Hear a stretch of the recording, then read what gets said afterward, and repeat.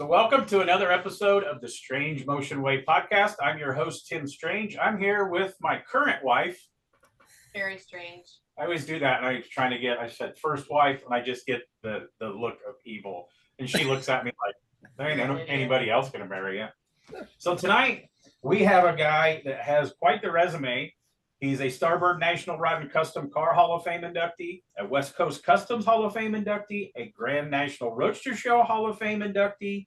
I believe he was Grand National Roadster Show Builder of the Year. He was a past Good Guys Trendsetter Award winner. And I know he's won some very major awards, Good Guys Custom Rod of the Year, a couple Good Guys Hot Rod of the Year. I think he won the very first, I don't know what they call it, America's Most Beautiful Truck Show. When they started doing that a couple years ago. World's most beautiful truck. World's most beautiful truck. Yeah. Sorry. It's important. It's bigger than just American. Many magazines. He's been a part of all these builds of his shop.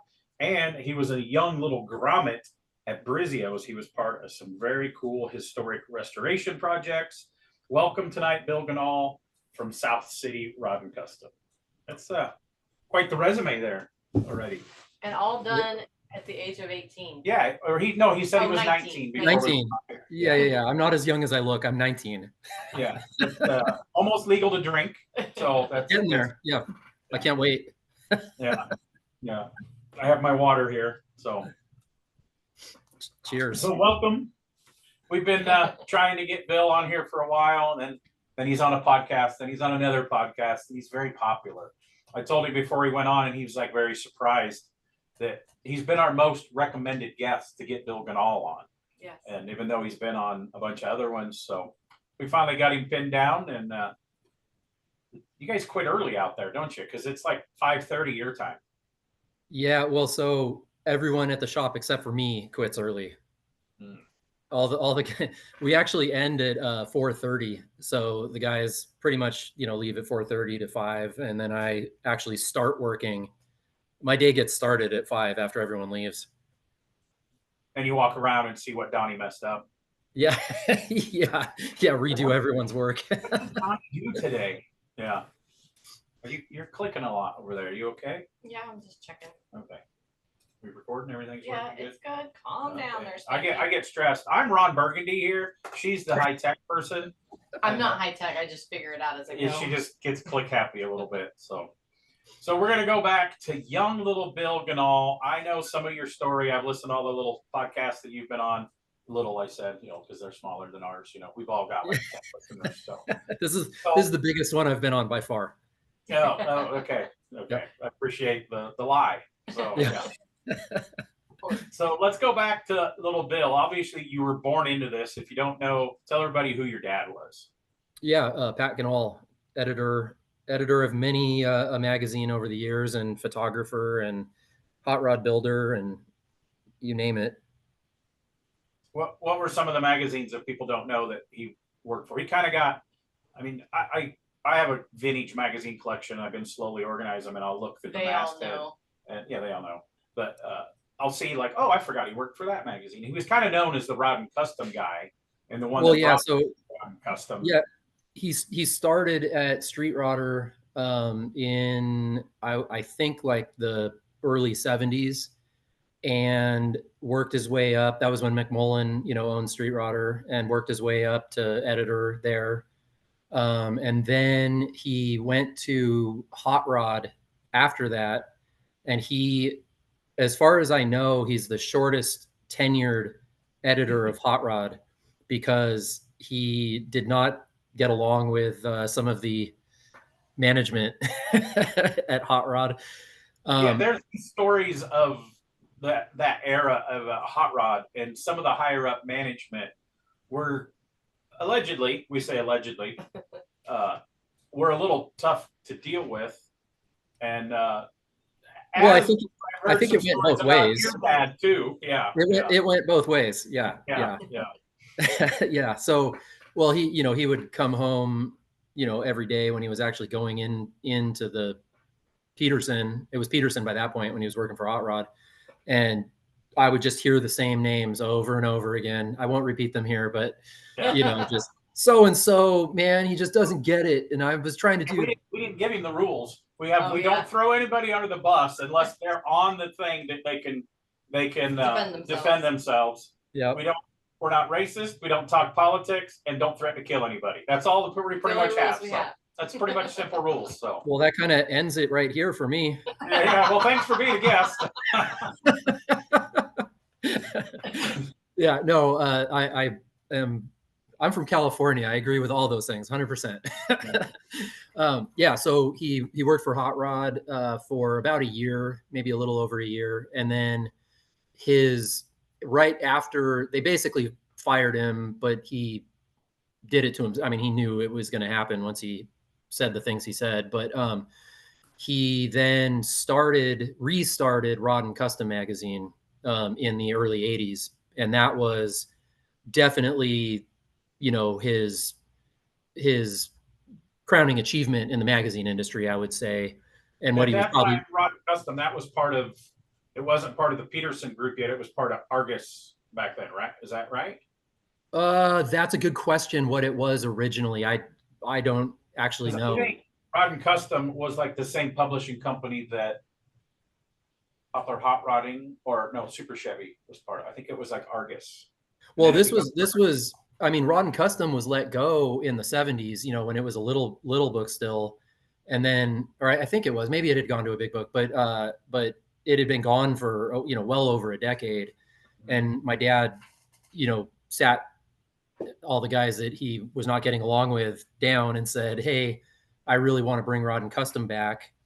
And they pretty much said, "Go for it as long as you do it all on your own." And my mom and him together went to all the shows all across the country, set up booths, and just promoted the crap out of it. My mom was, when she was working, she did PR for a couple of different companies. And so she was in that business, and she actually did the whole public relations campaign for Rod and Custom for no money. She just did it, to help my dad. And they grew the circulation of Rod and Custom. I mean, it beat the expectations by like years. I mean, they had some goal it was supposed to be at, within 5 years, and it was already there within like 2. So he really, kicked it off, and I think did a really good job with it. Most people that I know, I go through my old magazines, Hot Rod is like, oh, it's iconic, right? It's Hot Rod. People that aren't car people know Hot Rod. But our buddy, our weird, I'm censoring myself. Our weird friend Zane, our very happy friend Zane, we collect magazines together, and we're kind of on the same page. He's like, yeah, everybody kind of collects hot rods if you're a magazine collector, but the ones that I go back and look at, Rod and Custom was it before Custom Rodder come around, and then Street Rodder. But like Rod and Custom, because I'm a custom guy at heart, man. Even the little pages of Rod and Custom, but like when he brought it back, the new cover with like Lime Fire on it. Mm-hmm. And I don't know if that was his pick, but Casey Winkler was on the cover. She was my favorite, like car girl in magazines. Yeah. Your first wife? Yeah, I probably did boy and girl things, my first boy and girl things, but just she wasn't there at the time. I don't know. You don't know Google Casey Winkler, yeah. So yeah. Yeah. Sorry, yeah. So that was before I knew you. It was probably before you were born. Probably. Yeah. Yeah. Yeah. So he did that, and then there were many. We were just talking about Rob Fortier earlier. Rob became an editor of Rod and Custom. That's actually how I met Rob once he was doing that magazine. But a lot of people came after my dad, but he restarted it, and then he went on to start the Rodder's Journal with Steve Koonin, and that was in the 90s, early 90s, I would think. And Steve Koonin, this brought it all the way back around. Steve Koonin was my dad's first hire when he was the editor of Street Rodder. Mm-hmm. So I remember Steve Koonin coming to our house in his little OP shorts with corduroy shorts with his striped socks back when he had super long surfer hair. And he was probably like 18, 19 years old back then. Oh, wow. Yeah. So I've known Steve for a long time because he and my dad started the Rodder's Journal. And then the Rodder's Journal, became what it became. And my dad went on to kind of just he quit as a employee of the Rotters Journal and just started doing freelance. He still wrote a ton and did a lot of photography for the Rotters Journal, but he kind of went on to do a lot of more books and freelance stuff after that. Yeah, I got a lot of Pat Ganahl. I got some books and stuff. I always liked your dad's. I was one of them. I not only paid attention to the magazine articles of who owned the car, but the builders of the car. But I also one of them that paid attention to who took the pictures, who wrote the articles, and I was always a fan of your dad's writing style. Him and the guy that was part of Rotters Digest, Gary Berger. Berger, yeah, Jerry, yeah. I always loved Jerry. I always loved his writing style too. Very. Yeah. Yep. All right, so we've got into now how you got it and why. Well, you were born into this industry. So back into school, what kind of a student were you in school? Well, so initially, when I was young, I was a very average student. I got straight C's all the way down the line. And then so I decided that I wanted to play guitar. And my parents said, we'll get you a guitar if you get straight A's. And so the very next report card, I got straight A's and got a guitar, which was a huge mistake on my part because, of course, then my parents realized that I was capable of getting A's. Yeah. Ruined it for myself. You get your straight A's by doing the work. We found out we had last week we had Vaughn Hot Rod on, and Vaughn admitted to paying for his grades. He bribed the teachers and worked on their cars. So well, I don't think I had enough skill to work on anyone's car at that age, and I definitely didn't have enough money to pay for the grades. So I would have bought my own guitar if I had the money. Yeah, right. Yeah, would have been easier out. So yeah. So no, I did okay. You were in high school band then? What's that? Sorry. A band in high school? Yeah, so I played a lot of music. Had a band in high school and into college, and then still when I moved up to the Bay Area, San Francisco, I played with a lot of different bands up here too. Yeah, a lot throughout the years. Now I'm too old to stand on stage and hold a guitar for more than 5 minutes. So I think that ship sailed a little bit, but I still play. I disagree because I just have recently. I like punk rock music, and I went and seen Dinosaur Jr. We've seen the Circle Jerks. We've seen Willie Nelson. We've seen Willie Nelson. You don't have to stand. The lead singer for the Circle Jerks is going to be 70. Yeah. So he just don't jump around. Yeah. What kind of music did you play? Oh man. Well, so when I first started playing, I played a lot of classic rock. I learned every Led Zeppelin song from albums 1 through 5. I could still play them by memory today. Did you have a mullet? No. I know. So I was also a surfer. So I had surfer hair. I might still have an identity crisis, but I definitely had an identity crisis when I was younger. I liked surfing. I had surfer hair. I played classic rock. I also was really into early blues. So another influence of my dad was early blues. And so like Mance Lipscomb, Furry Lewis, obviously Robert Johnson, and but I learned a lot of acoustic blues as well as the electric stuff. I played more electric classic rock, but I also liked like 90s. The 90s really was when I was in high school, and so I was into Rage Against the Machine, Tool, kind of heavier stuff, I think along those lines. But I also was into hip hop. I really liked the golden age of hip hop in the 90s. So I listened to, A Tribe Called Quest and Leaders of the New School and, Wu-Tang Clan and, all that kind of stuff. I really was all over the place, to be honest with you. And I also like cars. I think a lot of the guys, like, especially in our generation, and like Zane, we'll talk about Zane a lot because he's like my brother. And we're into music because we're in the shop so much. And we listen, it's not like we're working before earbuds were popular. It's not like we're working in a cubicle and it has to be quiet all day, that we can play music and at the appropriate decibel level. Enough. They have Gangster Rap Fridays that they put gangster rap on all Friday. And, people, and he's like, oh, what do you want to listen to today? And so I think a lot of the creative people music has brought the creative out. I'm terrible at the go. I got a guitar sitting in there in the corner that I always wanted to learn to play the guitar. You know, I'm into punk rock, so I really only need to know 3 chords, right? Yeah, that's when I started out playing electric guitar. I mean, that's what I power chords, and there was some grunge stuff, Nirvana, and but a lot of that stuff's pretty easy to play. I think there's still time, Tim. I think you can still do it. I could, yeah. I think you should. Yeah. I think that you would be more like a Backstreet Boys. Really? Do that. I don't think I could do the dance routines. I think you could. How about you and Zane? You guys should all yeah. start a boy How band. about we do a boy band for when we can entertain at like during the awards ceremony at the Roadster Show with Steve Strope is a musician. I'm in. Dave Shutton can sing, Yep. and Zane. Can? Well, I don't know if he plays an instrument, but he's into music very heavy. Yeah. Yeah, big time. He could play the tambourine, I'm sure. Yeah, and Tim's gonna play the flute. the Zane's good at that. Be good. Zane, I don't know about being in a boy band with Zane though. He's already gonna be the pretty one, and like He thinks he is. He thinks he's pretty. That's what Carrie says. So what would our boy band name be with me, you, Zane, Strope, and Dave Shutt? What would our boy band name be? With people can write in suggestions. Yeah, if you're maybe we'll watching have this, shirts made. Yeah.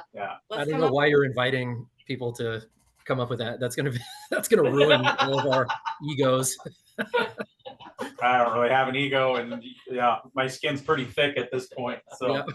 Okay, we got sidetracked. Yeah, so. sorry. Okay, so you're in high school. You went to college. Wait, did you play any other sports? Well, you were in music, but were you in?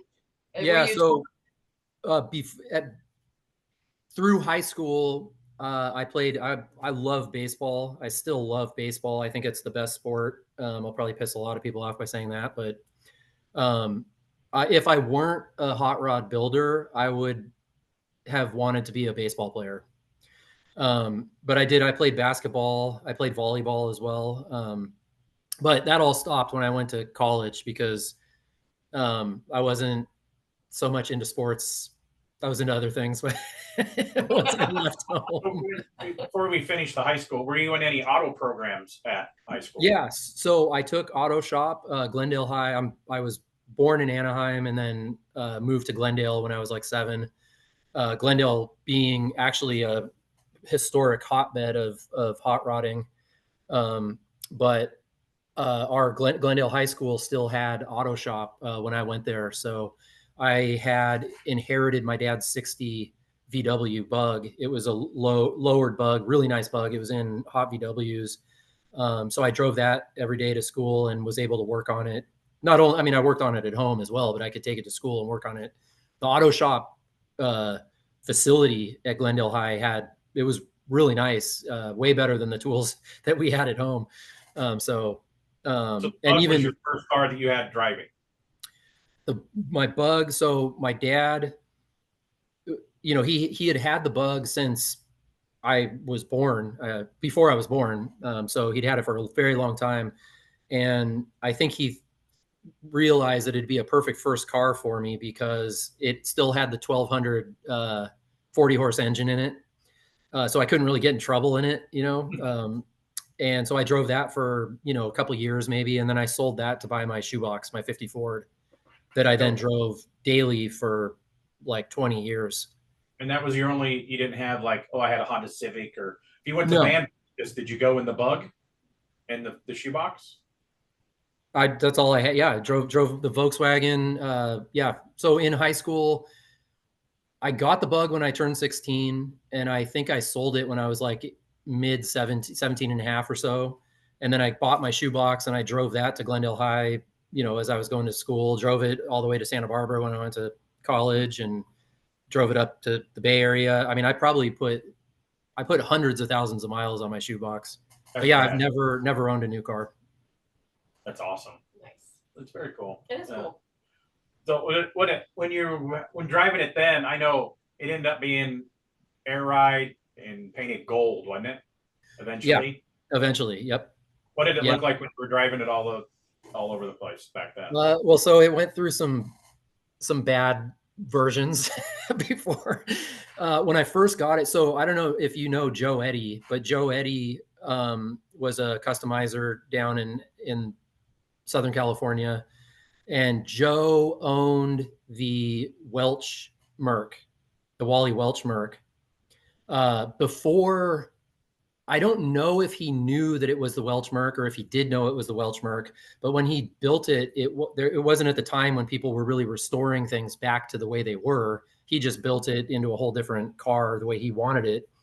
And then just coincidentally, a customer of Roy Brizio, when I worked there, bought that car and restored it to the way it was. I digress. But so Joe Eddy owned that car. He owned this shoebox and I just wanted a shoebox. So when I owned the Bug, I would look through all the magazines every time. Of course, my dad got all the magazines, and I liked custom cars. I was into hot rods, but I was way more into custom cars when I was a kid. And I liked early 50s, 1949 to 1953, 4, was like the sweet spot. That's what I really was into. So I wanted a shoebox.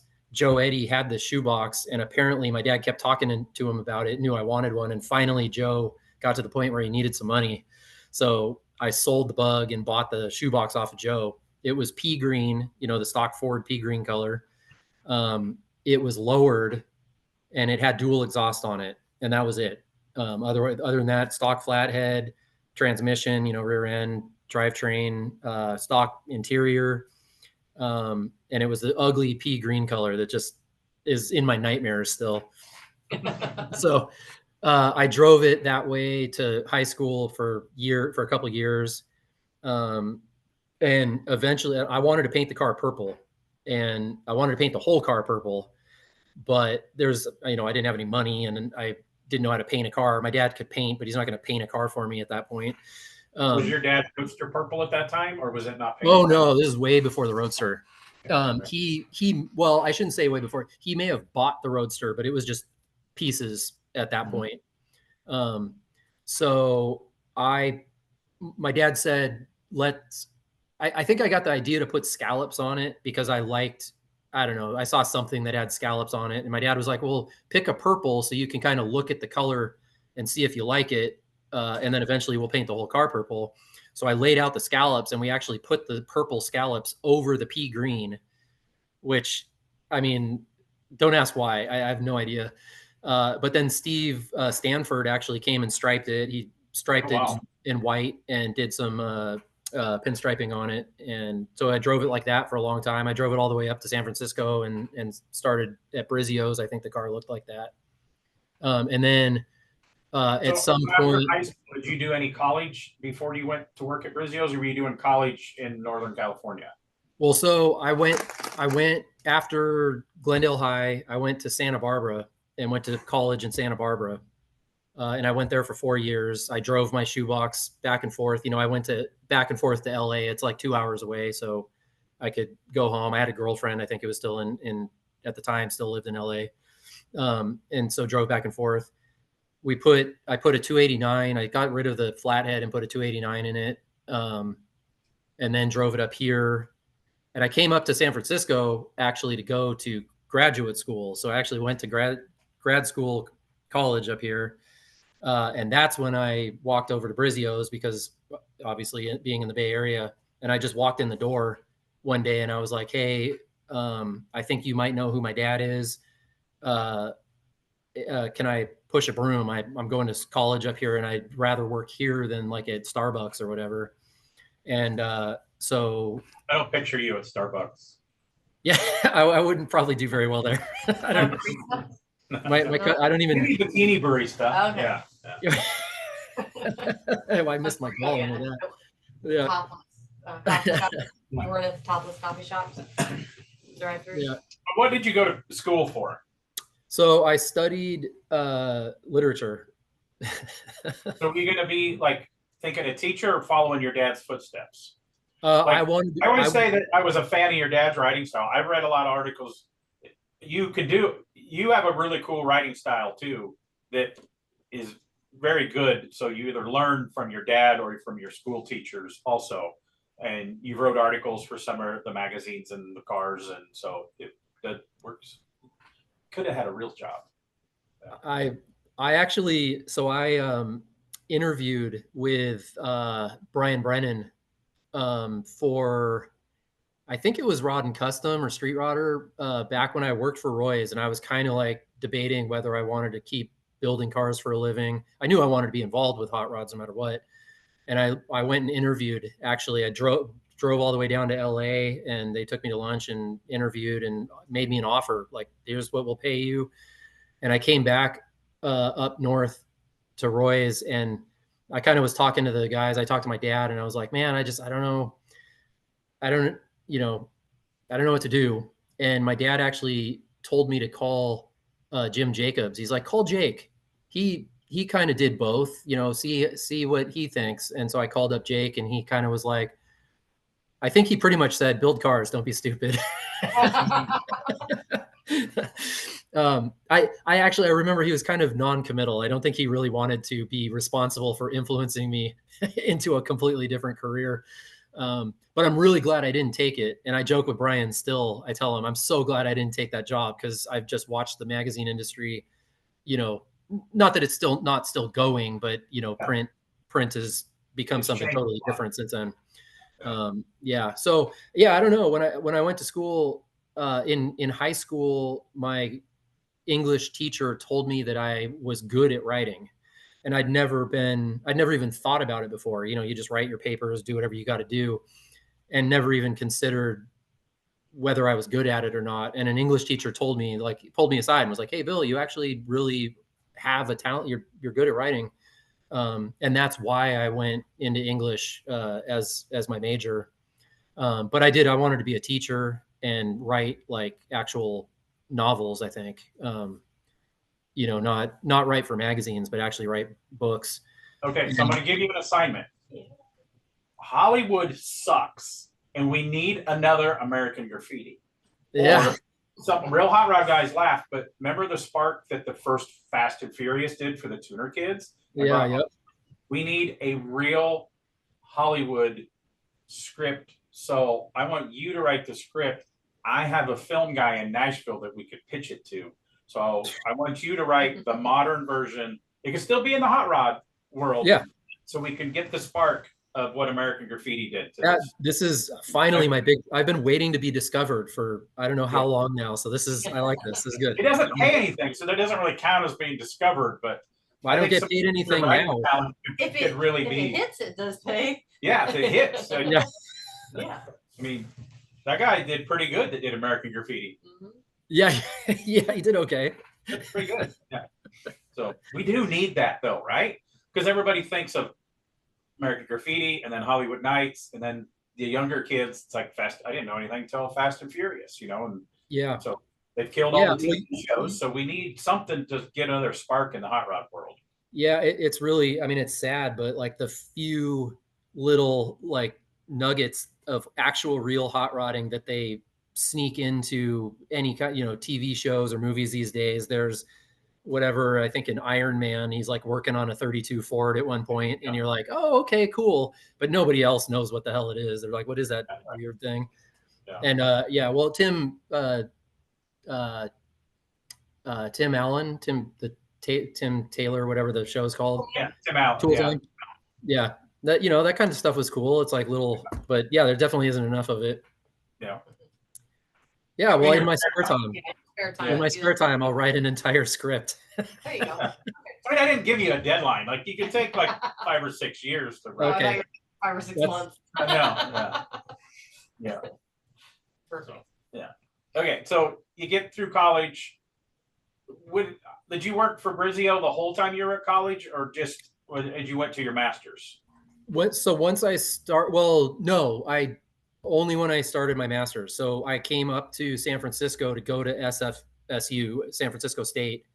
And I took a year off in between finishing Santa Barbara and coming up here. And I did construction. I worked at a bank. I did all sorts of weird things before I came up. And as soon as I moved up here, I knew I needed a job. I had to pay for my, rent and all that. Do you So have that's any embarrassing jobs in there? Because like our winner so far of the almost 80 episodes is Scott Mugford. You know Scott? I know Scott. Yeah. His mom had a chicken restaurant. He had to dress up and wave at people in a chicken outfit. He's the winner so far of the most awesome young adult job. I can't hold a candle to that, but I do have a story of when I worked in LA at a temp. I think the very first thing I did for work was I went into a temp agency and I said, I need work, put me somewhere. And they sent me to what was supposed to be a property listing. I'm not a real estate agent. Like it was just to go be there and like open the door or whatever. I get there and it is what looks like a crack house. It's completely just dilapidated. It doesn't have a door for me to even open for people. Inside, there's just graffiti and trash everywhere. And I remember I was driving my mom's her station wagon, and I like walked in, looked at it, and I got back in the car and went home and never worked for them again. I just quit. In California, that was probably $1 million property, wasn't it? And it was listed for $1.2 million. Yeah. Oh, geez. Yeah. Yeah. No, I here for that. Yeah. No, I don't. I worked for Glendale Parks and Rec for a few summers, and that was embarrassing in how bad I was at it. But you'd have to have been there to see how terrible. Me being like a park counselor in charge of kids was a bad idea. I don't know who let me do that. I think I had them gambling on Connect 4. Yeah, probably not a good idea. Yeah. Glad you didn't stick with that. Yeah. They fired me after a little while. Awesome. Yeah. So okay, you're working at Brizzio's, and what was your gigs back then at Brizzio's? I said when I got to announce your good guys that you were the hot rod. When I say the hot rod version of Paul Walker when he was the parts runner in the Fast and Furious movie. I said that's what I pictured you as, the hot rod version of Paul Walker. That's not a diss. That's actually kind of a compliment. Paul Walker was a rad dude in that movie. I will. This isn't me name dropping. A friend of mine was actually friends with Paul Walker, and he was a very cool, just down to earth person. He actually really was. Not that anyone cares, but anyway. Yeah, no. So when like I said, I walked in the door. Roy didn't know me from anything. Nobody there knew me. The only thing I had to be like, hey, give me a chance was, you might know who my dad is. And I think that's probably the only reason that Roy was like, okay, I'll fucking talk to sorry. Okay. You're okay. You're good. My bad. Good. Okay. I'll talk to this kid. I'll give him I'll just see what he has to say. But the reason that I got the job, and I've said this before, if I hadn't gotten that job, I probably would have then gone to Starbucks or whatever. And I might have stayed, in the English department or what, and done something totally different with my life. I really have no idea. But the guy who was their parts driver had just put in his notice. He was leaving. And so Roy needed a Paul Walker parts getter. And so he hired me immediately for, like $5 an hour or something really bad. And I drove the parts truck. And so I had to learn. What was the parts truck? Was it a Ford Lightning? No, it actually, so Roy, back in the day, when the mini trucks were in, he did. Wait, mini trucks never were. They're still in, dude. Sorry. I want a square body S10 so bad right now. Yeah. Well, they're back in a big way, but that's a different story. Yeah, but he did in addition to just building hot rods, he for a time would put lowering kits in like OBS trucks, Chevy, Silverados, and the shop truck was a lowered, slammed, small cab, long bed. I don't remember what year it was, like a 98, 95, somewhere, one of those trucks. It actually was probably like a 95, 96, because I think I started there in like 99, 2000, and it was already old. So, but it was actually a really cool truck. So I got to drive that around and learn.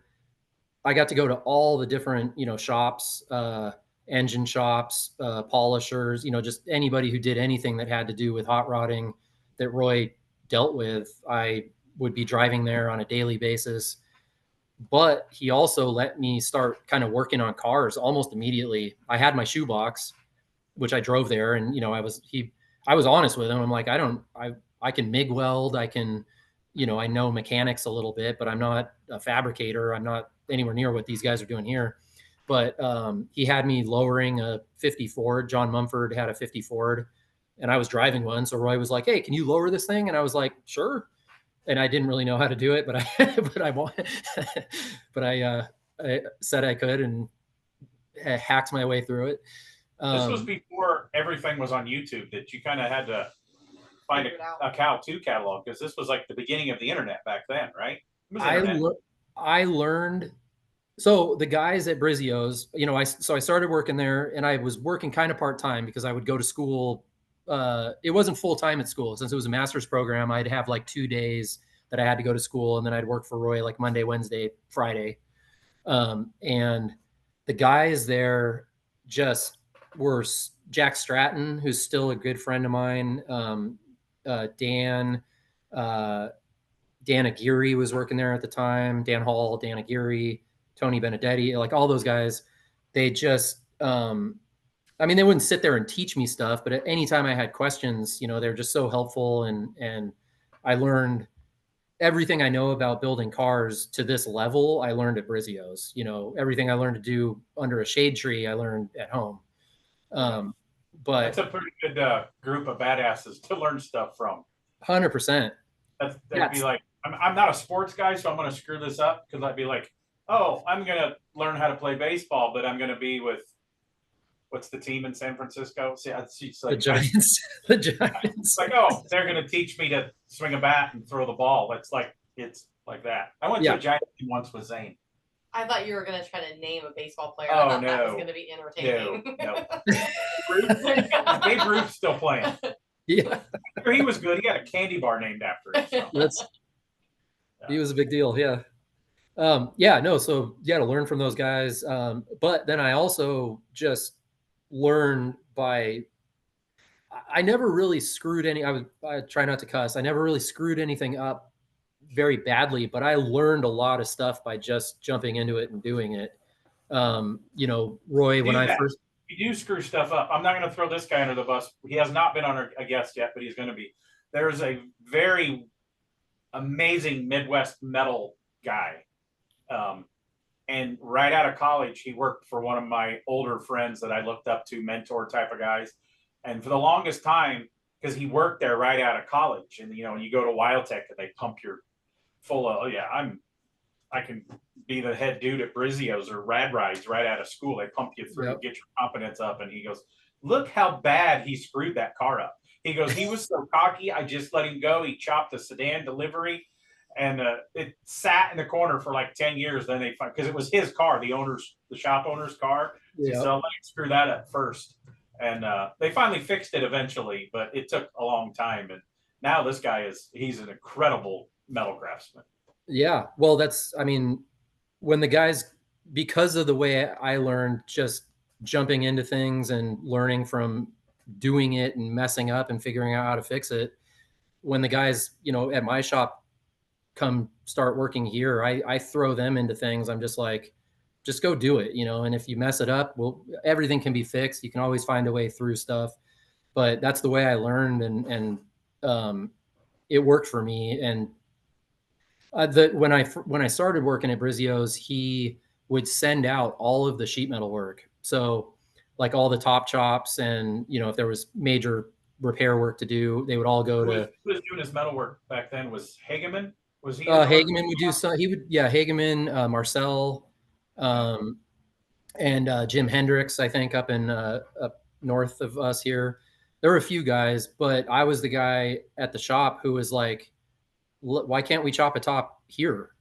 And so I don't know how I convinced Roy to let me chop a top. The first top I ever chopped was a 34 3-window coupe at the height of their value too, mind you. And he let Jack Stratton and me chop the top on it. I was the one who pushed to do it. And I think he was like, Jack, make sure this guy doesn't completely destroy this car. I don't have to buy another body. That's what yeah.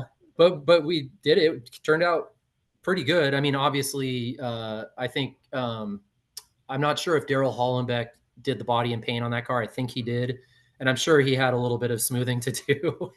but yeah, I mean, it was things like that. I just wanted to do it and talked my way into getting Roy to let me do it somehow. But so the metal work, the sheet metal work. How old are you now at this point? 47. No, oh, you mean when I worked there? Yeah. I started when I must have been like 22. Okay. I think when I started 22, 23. And I worked there for 13 or 14 years. So from the year, it was like 99 or 2000 when I started, and I went full time here in 2014.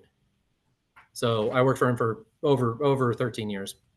So before we get into you running your own shop, talk about some of the cars that you were a part of when you were at Brizio's. Well, so just I'm one of the luckiest people in this industry. I lucked into a job working for Brizio's, one of the great shops of the country. And by the time that I kind of had learned enough to really be able to, I was doing all the sheet metal work and fabrication, and I was the youngest person there, but I came from I was into the type of hot rodding history that I don't think a lot of the guys there were into. They were older than me, so they were into the muscle car 80s, pro street, that type of thing. And they were building more traditional hot rods for Roy, but they weren't really traditional. I mean, they were traditionally inspired, but they were, so when it came time, we got a couple of jobs early on doing historical restorations. And I didn't try to talk myself into this one, but Roy just came up to me one day and he was like, hey, the first one we did was the Jack Calori 36 Ford, and arguably one of the best custom 36s, if not customs from the early period. I agree with done. That it was on the cover of Hot Rod in the late 40s, and Jorge Zaragoza had bought it and wanted to restore it. And we already knew it was going to go to Pebble Beach, so we knew we had to do a Pebble Beach, restoration on it.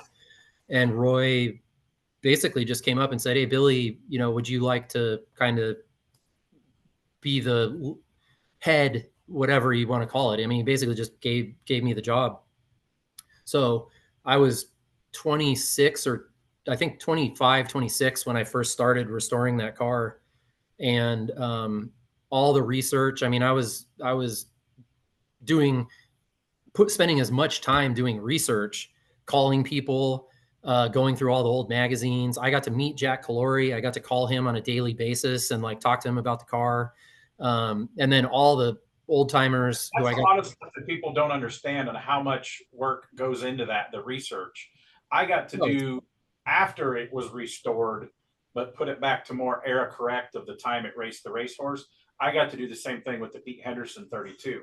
Yeah. I got to talk to Pete Henderson, I don't know, 8, 9, 10 times while we were doing it, and even corrected me on some stuff that a lot of people thought was correct, and we had to backstep quite a ways on some stuff. And that's the research and blowing up pictures from 1941 on this stuff, and how that 19-year-old kid totally screwed up how he did the wiring.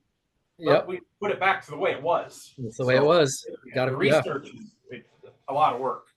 Yeah, and I just loved it. I mean, it was a way, I mean, not only being able to touch the Jack Calori car, stripping it down and getting to see. So Herb Renault, a guy down in LA.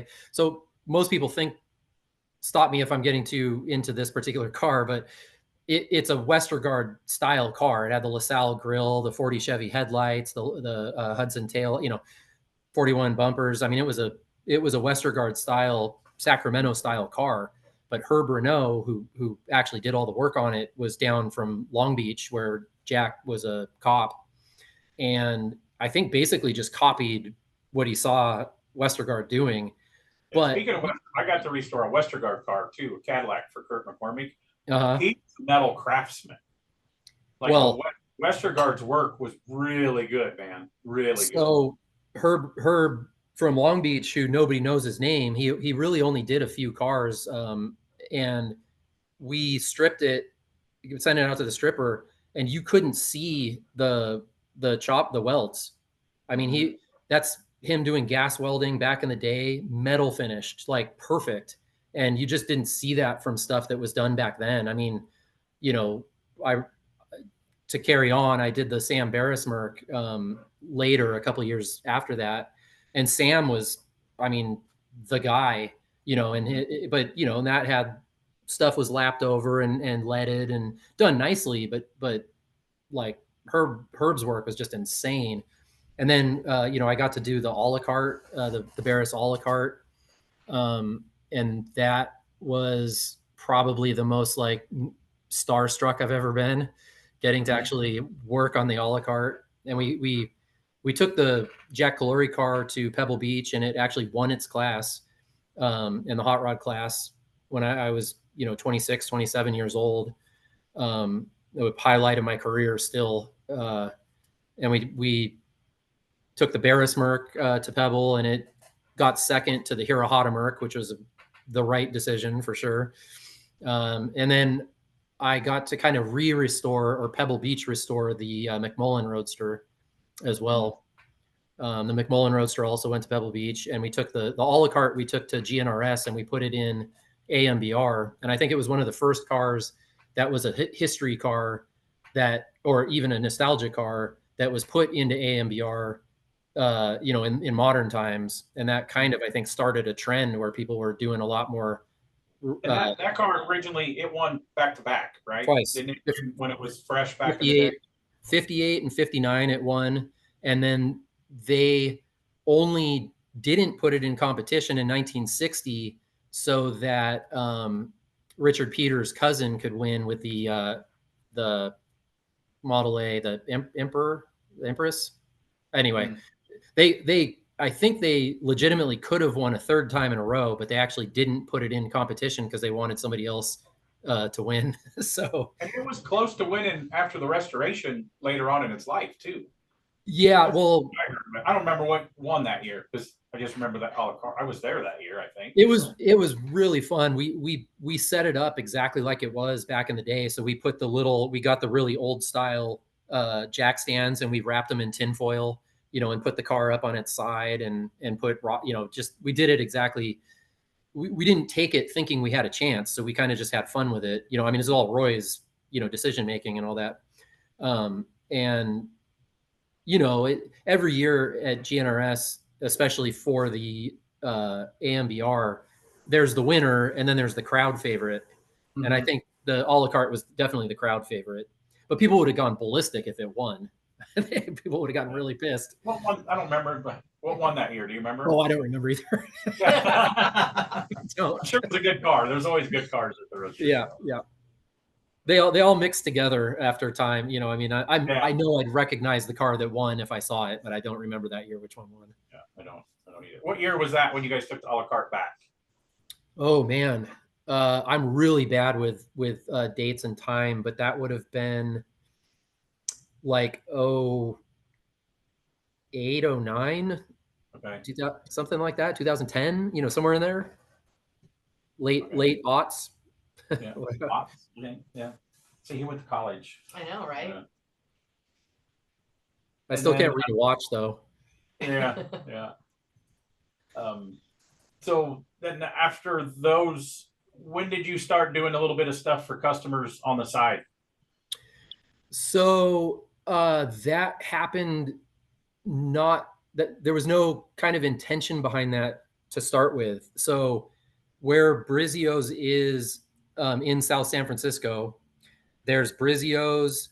There was a auto body shop, and then Sanderson Headers is next door to Brizio's, and there's an alleyway down between the two, and there was a row of shops, and so I got to know some of the people who had rented shops there, and I just rented a space to work on my own car like after hours. And it just happened, I rented a spot for my own car, and then somebody else moved out, and so I ended up renting 2 spots. And then people started being like, "Hey Bill, can you do this for me on the side, after hours or whatever?" And so I started getting, actually being able to charge for stuff. I remember being so happy that I could charge somebody like $35 an hour.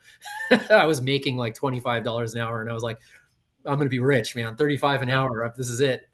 And then how much was your rent for one of the stalls, one of the locations? Oh, you remember? Man, I think it was like $400 a month or something like that. Wow. $500 a month. That's still cheaper than I would think for that well, area. This was in 2004 maybe. Pretty early on, and it went up. I think it was 700 by the time I started renting 2 spots, so I was paying like $1,200 for both or something like that. And then Roy and John Mumford, who John is a longtime customer of Roy's.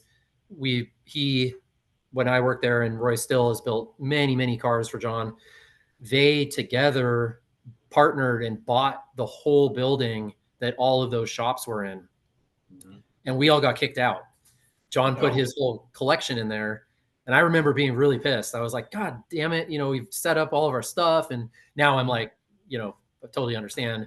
And it's kind of Roy's fault. He pushed me out, and that's why I had to go on my own. So, but that's when I ended up renting like a legitimate shop and started South City Rod and Custom.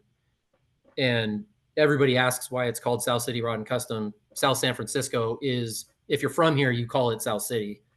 And that's where Brizio's is. That's where my shop started. I had it there for 7-8 years before I moved to Hayward. So then I moved to a legitimate shop, and that's when I actually. So that's where you are now, is Hayward? Now I'm in Hayward. Yeah. Okay. I'm a fan of Hayward. As a BMX kid, that's where Patterson Racing Bikes were from, which they owned. A&A Fire Company. Yep. A&I. That's the Patterson family that did these bikes in the 80s that I still have. So yeah. It's my little Hayward trivia question for you there. Well, so Hayward is that, and also the home of Joe Balon, the inventor of Candy Apple Red, according to him. Depends on who you ask, but for the most part. But yeah, Hayward has a little bit of hot rod history as well. San Leandro is adjacent, and that's a big hotbed of NorCal hot rodding, Castro Valley. But yeah. So yeah, I moved over here to Hayward in 2014, I'm pretty sure. So it took a little while. I was in South City for quite a while. I built the first like 4 or 5 cars that I built on the side while I was still working for Roy. I built in South City at my own shop on the side. And then I went full time when I moved here. What were some of the cars you were building at the beginning like that? Was there any like that Merc by your head? That was a pretty early on car for you. Did Very you early. That over in the other building, or? I built that nights and weekends. Yeah. So the first car that I built was actually a 41 gram Hollywood for Phil Linares, and Phil was a good friend. A friend of my dad's. He was the director of the Oakland Museum of Art in California, in Oakland, obviously. And he was into really weird cars. He had a few, just oddball cars. And so he brought me this Graham Hollywood that it had like a Mustang 2 front end put in it and a small block Ford. And that was kind of as far as it had gotten. So I worked on that car, did a lot of work on it. I think I painted that car myself in my little 2-bay spot with 3 other people who rented space in the shop, and just primered the thing in there, painted it, cut and rubbed it. It was like probably not making too many friends. But yeah, so that was the first one. And that was in Rod and Custom. It got featured. And that was when I was like, oh man, I've made it. You know, like a car that I built in my own shop, got in a magazine. It was pretty special. And then I restored the Nick Lepish pickup, which is actually a history car. It's a Bay Area trophy truck, 41 pickup that there's pictures of it, you know, at the Cow Palace and at the Oakland Roadster Show from back in the day. Restored that. And I built a little 34 coupe, 5-window coupe for a guy in Alameda, Bob Golden, and then the Nick's Merc, I think, was after that, the 51 Merc. And the 51 Merc, building that for Nick, I did finish that while I was still working for Roy, and that won the Custom of the Year top 12 for the good guys. And while you're still working at Brizio's. While I was still working at Roy, and that's when I finally went in and I said, Roy, I think I gotta just go on my own. That solidified it, that I was like, I can do this on my own. I'm good enough at it. And I had told, I mean, I was working 2 days a week at Roy's at that point. I mean, I wasn't working 40 hours a week for Roy. I was working 2-3 days a week, you know, doing sheet metal work at Roy's, and then the rest of my waking hours at my own shop. But that's when it was like, I gotta shit or get off the pot, you know. So I walked in, I said, hey, Roy, I'm sorry, but I got to go on my own. And he was, I mean, he's still a good friend. I just talked to him this morning. You know, he was, I had told him that was kind of my goal, you know, so it wasn't like I just walked in and blindsided him. No. But he brought me. You still talk to him often. I talk to him some, but he doesn't really like, hey, I'm going to take Tim's call. So he said the last time I see him at the roadshow, he will do our podcast. So I might need you to help lean on him. I would love to he's the second most recommended person that we've had, is to get Roy Brizio on there. Roy is, I think, probably one of the more underappreciated, like, personalities of hot rodding. He knows a lot. I mean, knows a lot of history. I mean, a very specific time of history, you know, that he's into. I disagree with the underappreciated part. Like, Chris Coddington's been doing this 31 days of Boyd, and he posted a picture of Boyd, his dad, Shaporis, and Brizio. Okay, like a vintage picture. And that Terry Hollenbeck gave him. I saw it. Yeah. Like, I commented, I was like, you ever wonder where hot rodding would be without those three guys? Because they were, you know, SEMA boards and all of that stuff too. I mean, they were industry people, not just, hey, we're building badass cars. Like, they help. Yeah. So let me rephrase. I didn't mean he's underappreciated as a builder. I mean, he's underappreciated in, like, as somebody who should be on podcasts. And what's up, Katie? That's Axel. It's gonna talk. My wife, and therefore I am now a cat person. We're cat people. So yeah, we a couple weeks ago we lost our best buddy Turbo.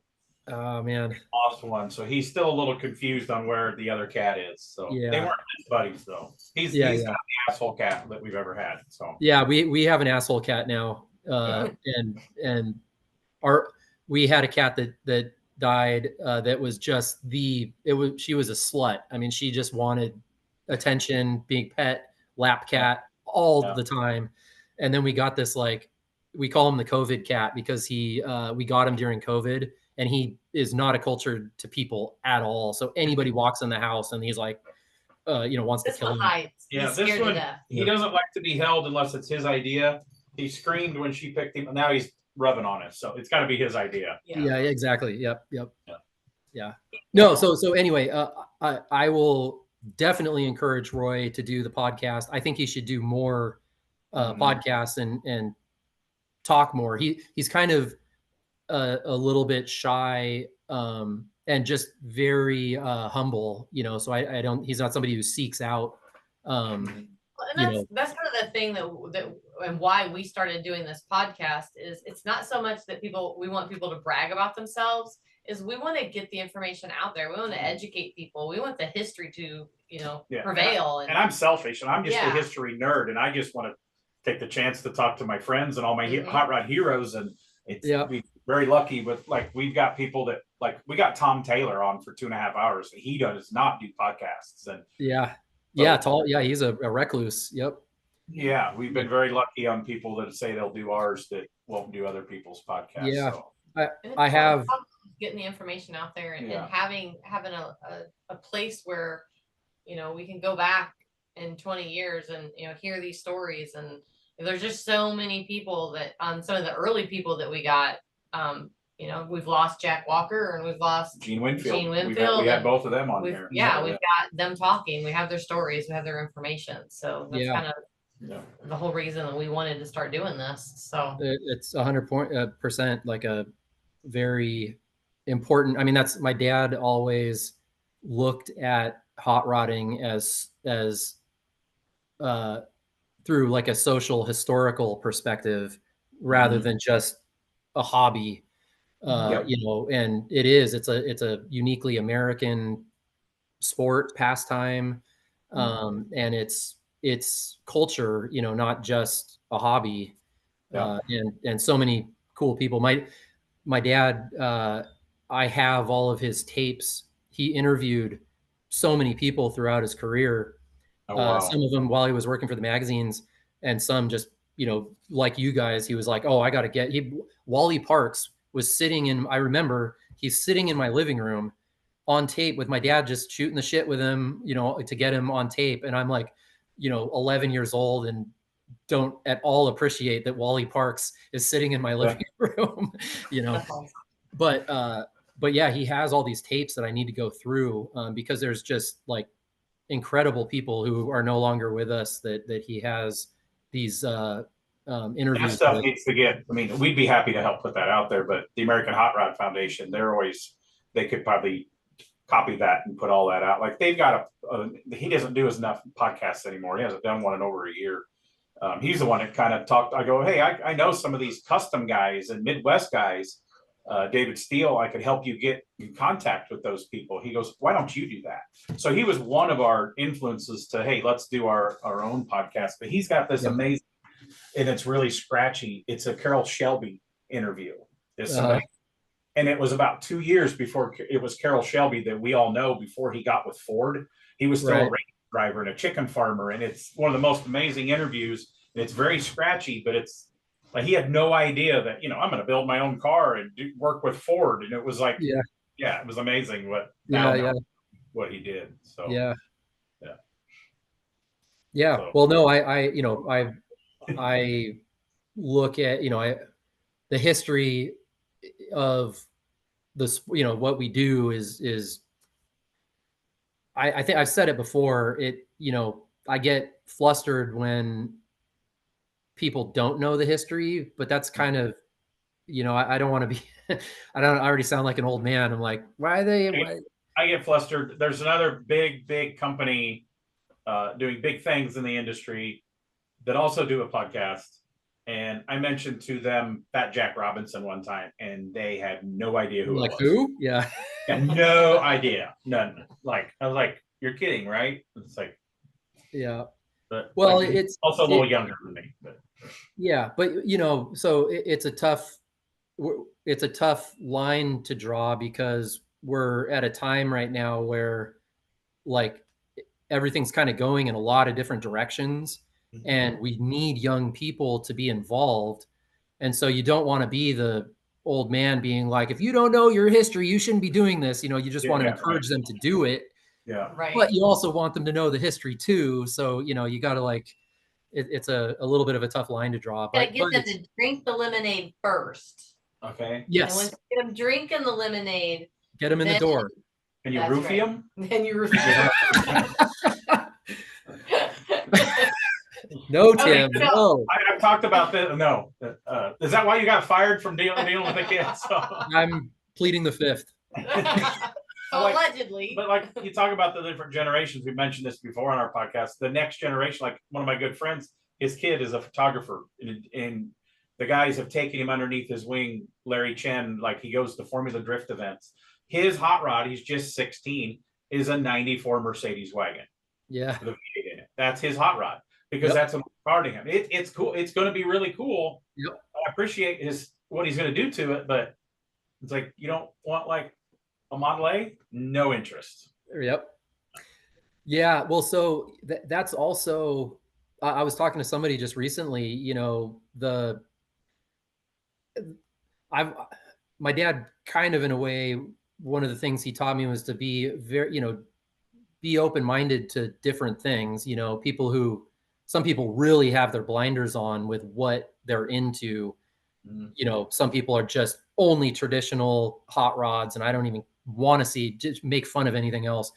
You know, I try to be a little bit more open-minded, but even to the point where like the kids who are building tuners, they are really not much different than the old timers who are building 32 Fords, you know, back in the 30s and 40s.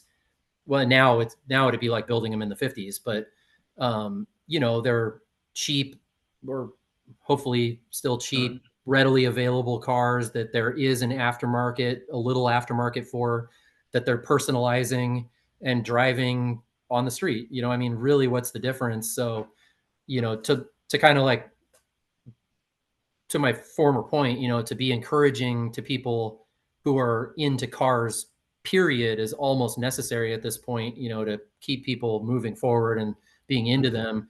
I don't think we get to pick and choose, you know, like, well, it should be a Model A, not a, you know, although I really think it should be a Model A, but I'm more so like, okay, well, at least you like a car, you know, and you're not. You got to look at what the Ring Brothers just debuted their new car this weekend at Pebble Beach. I'm scared. Did you see? You haven't seen it? I don't think I have. No. Been on the internet because it like broke the internet. It's a early '70s Aston Martin. Okay. And they restyled it with Regal design. The nose to me kind of looks Mustang, but it is 12,000 hours in the car. 12,000 hours. Yeah. And it's, you know, it's a Ring Brothers car. It's a modern hot rod, but they styled this old, and I love Aston Martin's original. I like those cars. Yep. You know, it's got a Coyote in it, I think. I don't think it's LS. I think it's got a Coyote in it. But it's not my favorite car that they've built, but it's like an import car. And then it's right. Literally. Yeah. Like that car might get the younger generation interested because it is an import-ish car. Yeah. And like, oh, look, and these guys also are hot rod guys. So it's neat. Yeah, you know, the speaking of the Ring Brothers, you know, that green truck thing that they built. Yeah.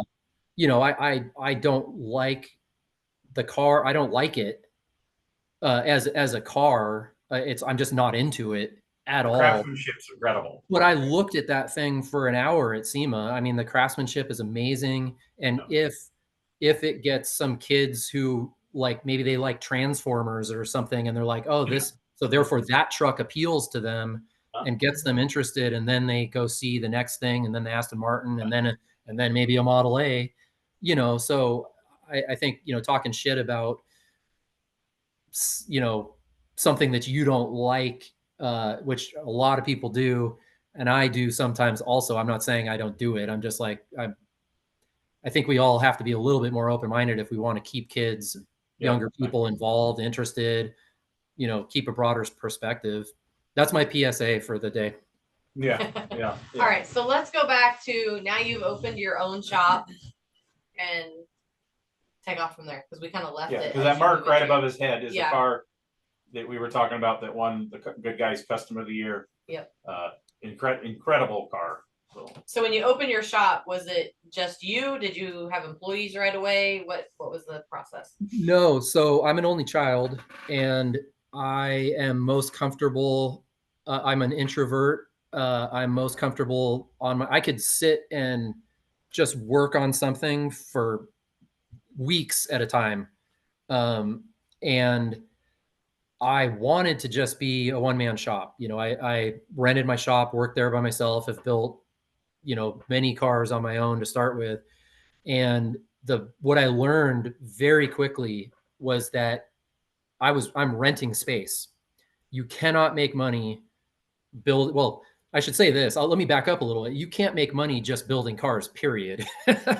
But you really can't make money if you're renting a space, especially in California, in the Bay Area, at $1.25. I was paying a square foot back in 2012 or 13 or whatever it was. So I was just treading water, trying to pay the bills and learning over a year or 2, 3 years that, something has to give because I'm not making any money. I love doing this, but I can't subsist.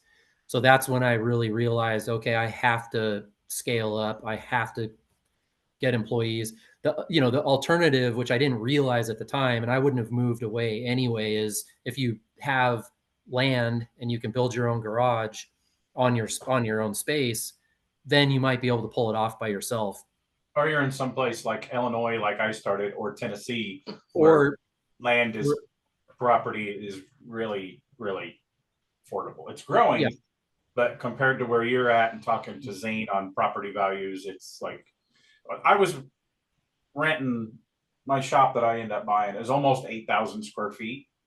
And when we were renting it, it was $600 a month. Wow.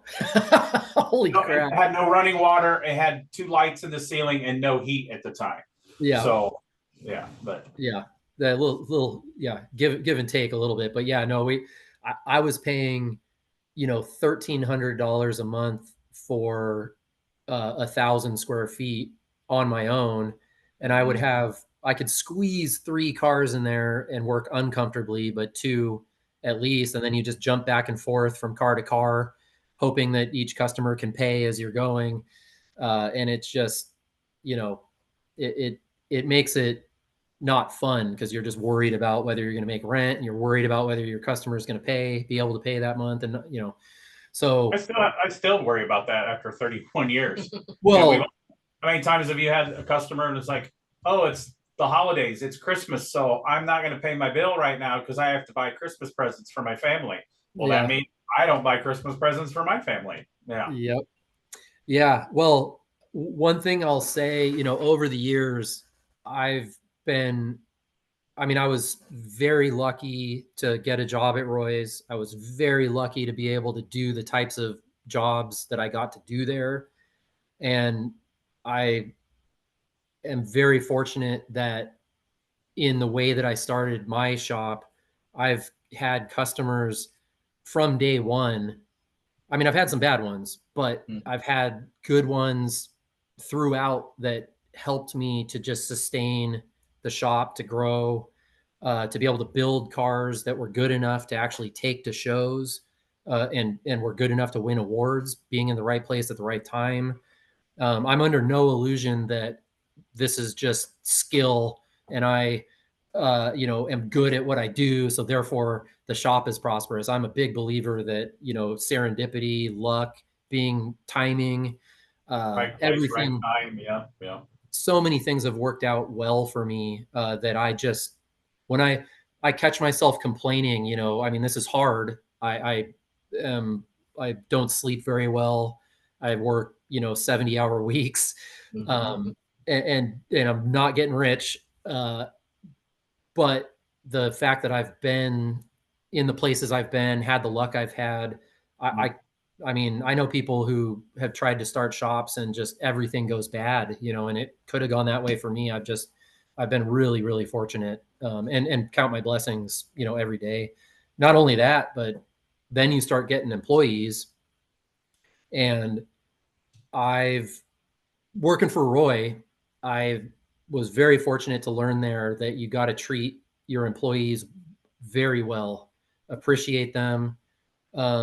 And Roy's had some of the same employees for 30 plus years. And I was gonna guess Jack's been there for 85 years. He's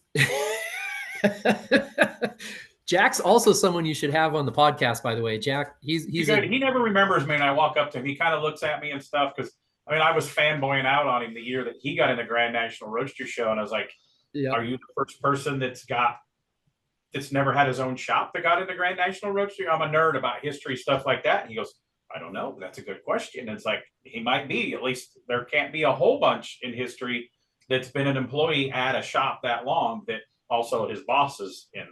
Yeah, I'm pretty sure that you're correct about that. And Jack, there's probably others who deserve to be recognized. I mean, the guys who are doing the work, Roy, when I first started working for Roy had stopped working on cars a long time, before I even started working there.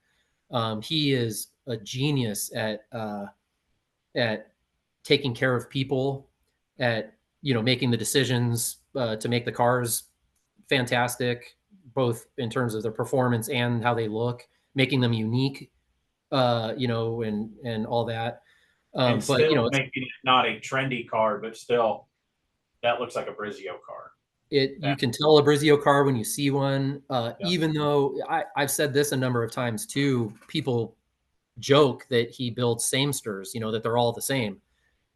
He created somewhat of an assembly line so he could build a car that he knew pretty much what it was going to cost if you built it in a certain way.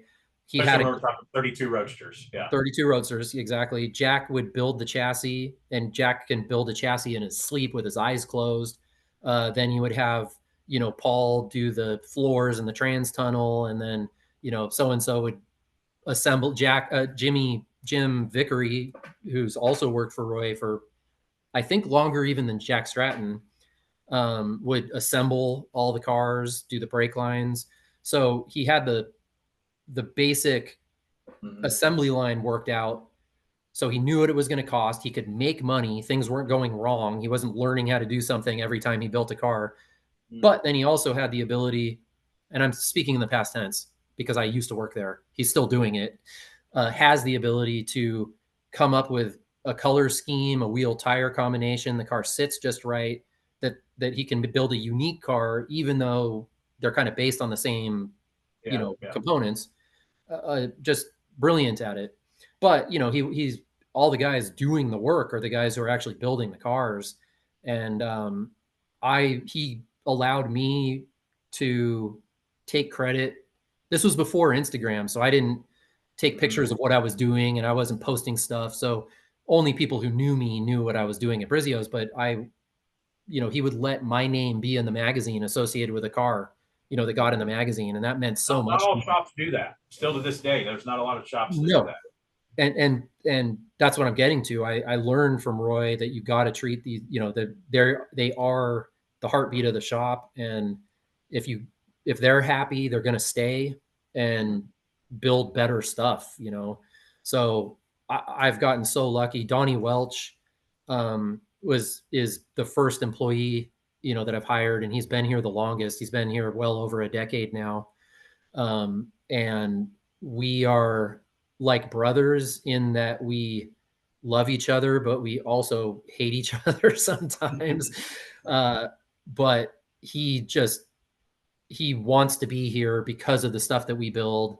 I purposefully try to give him jobs that I would love to do, but I'm like, Donnie, you do this. You're going to actually want to walk in the door if you're working on Bob Pinella's Willie's pickup, that's a history car or whatever. So I've tried to kind of treat.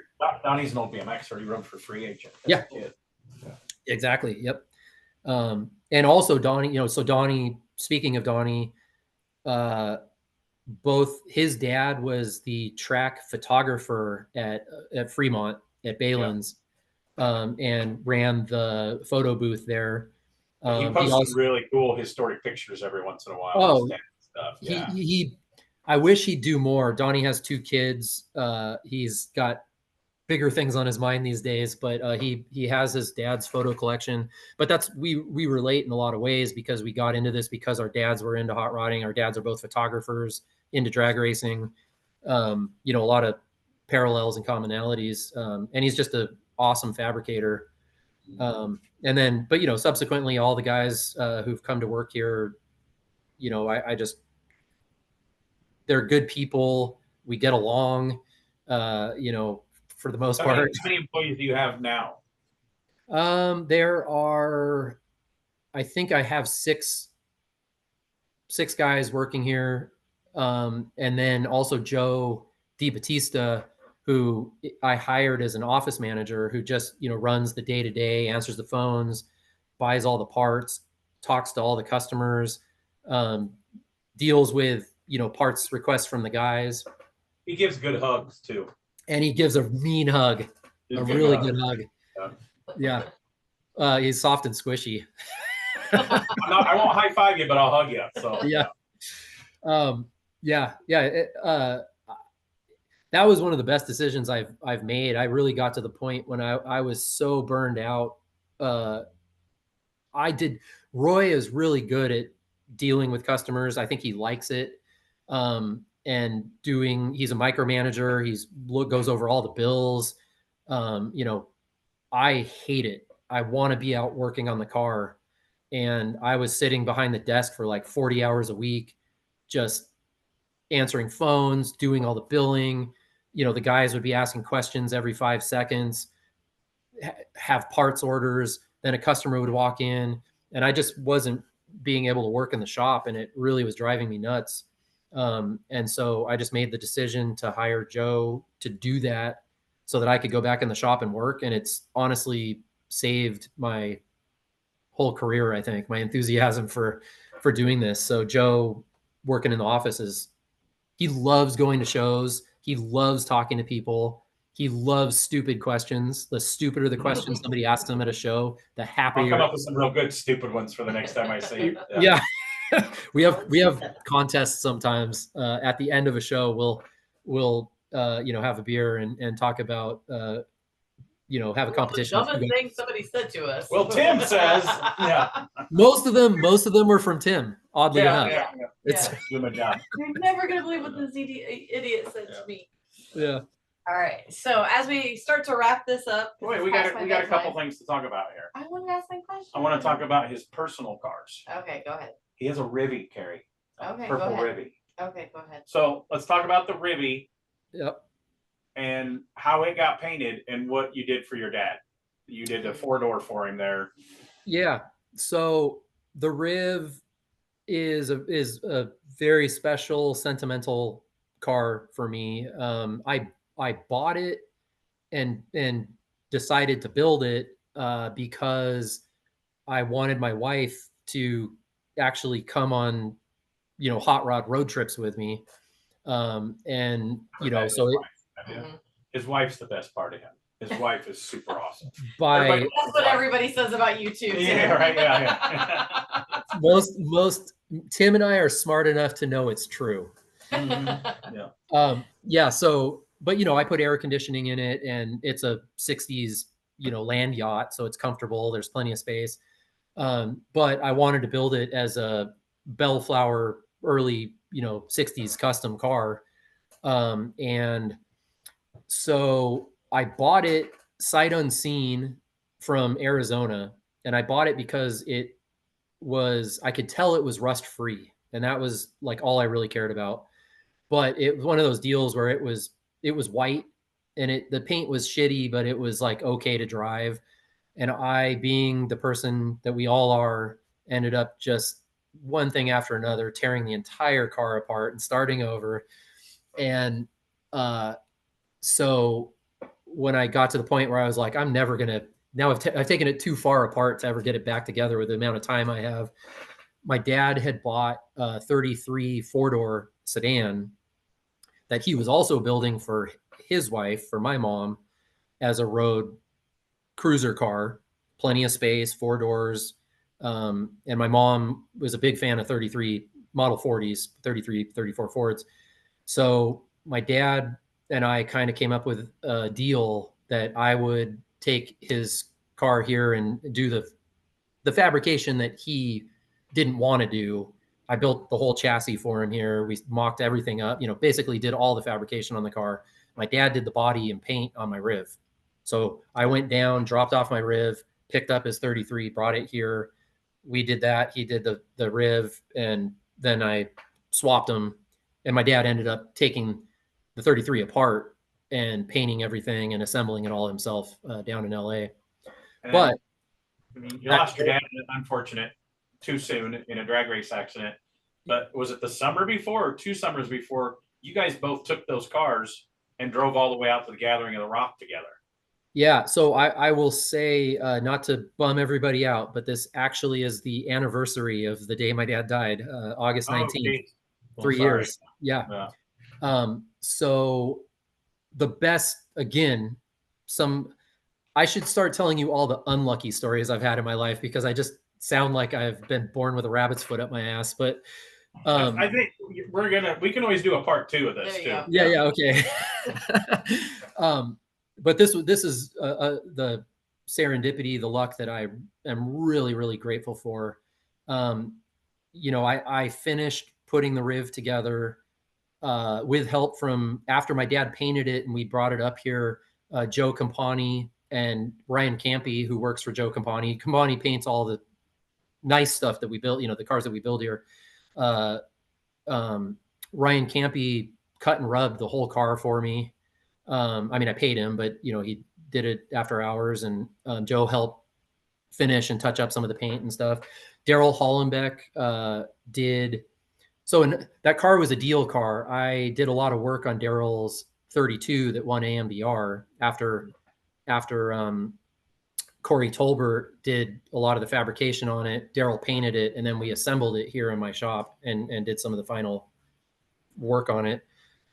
Because I did that for Daryl did all the lace painting on the roof, painted the wheels and a few things.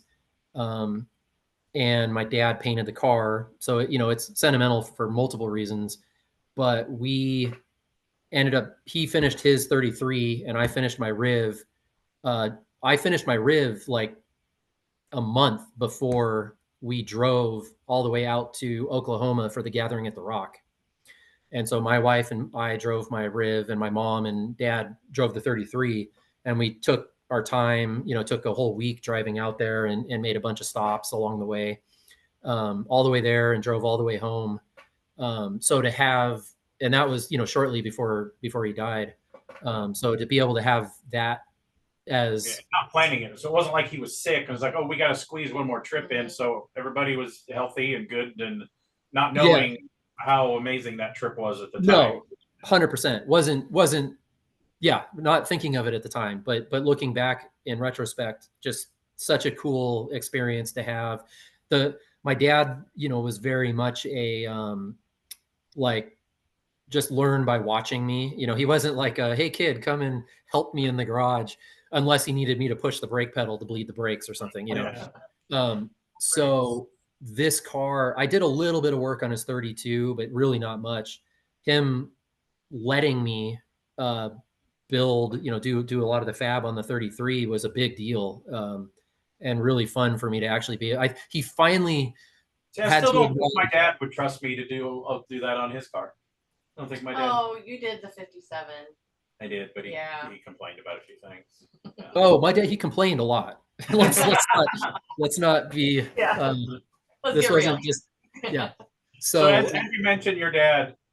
Tell everybody. We jump at the service, which we couldn't make it to. We got an invite. I still got the invite hanging in my guest room here.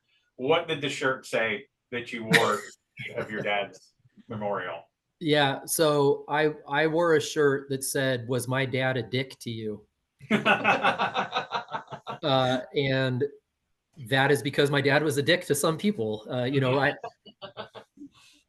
this was well before he died. Anytime, being in the same industry as him, anytime I would meet somebody, I would get, if they would know or they would find out through conversation that Pat was my dad. And you just never knew. I never know what I'm going to get. Either they're going to be like, from this hit, or they're going to give me a hug. It's never in between. It's never like, oh yeah, that guy. It's always like, times he was always cool to me. And then there's other people in the industry that have been notorious that some people might call assholes. Fat Jack was always nice to me. Boyd was always nice to me. I met Little John a handful of times, and he was always nice to me. Roger Berman. Zane Cullen. Oh, Zane's a dick. Yeah. For sure. But I realized maybe just the assholes stick together. That's what I've kind of realized as I get older. So it's a you know, my dad was very hardcore when he was younger. I mean, when he was working for the magazines, he was just, I mean, putting out a mag. Cussed out by Gray Baskerville one time though. So you got cussed out by Gray? Yeah. Oh, that's a badge of honor. Yeah. Yeah. I am known as the fun police or the bitch. Yeah. And the events that she does. Yeah. But I say it's my passion. Like I'm very passionate about what I do, and I want it done right. I want it done my way. So what is your quote? Your quote on one of your social. It says, "Sometimes my passion gets confused with aggression, passion." Which is something. Her quote is sometime. I've got a couple different ones, but Well, when my dad was on a mission to do something right,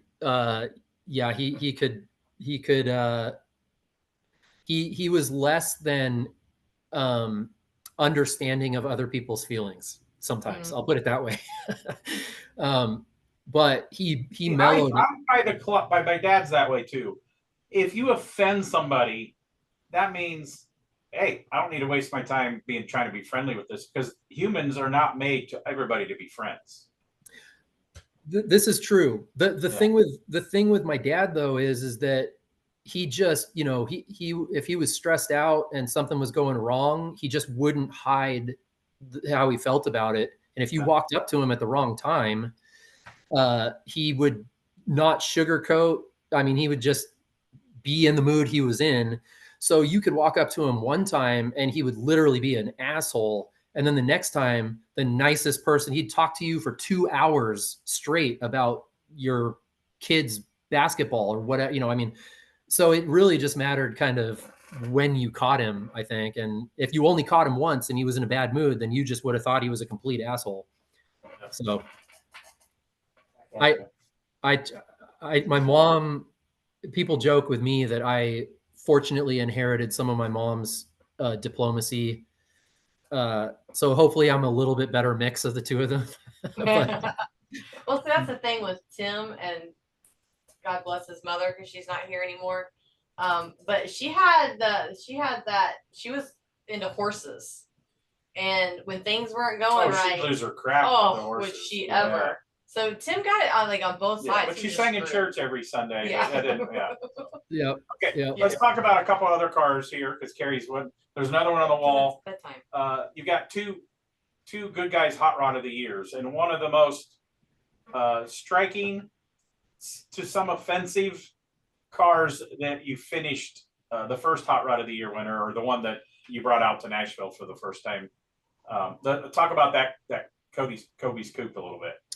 Yeah, well, so obviously when it debuted at GNRS, it caused a lot of controversy. I mean, it really struck people really well. I'm a racing fan too, drag race, so I got it. I understood the stripes of the era, the way the car was styled, but you knew that it was going to offend people, and you had barf bags printed up, and I have one of them in my spare bedrooms too. So you guys played it up perfectly.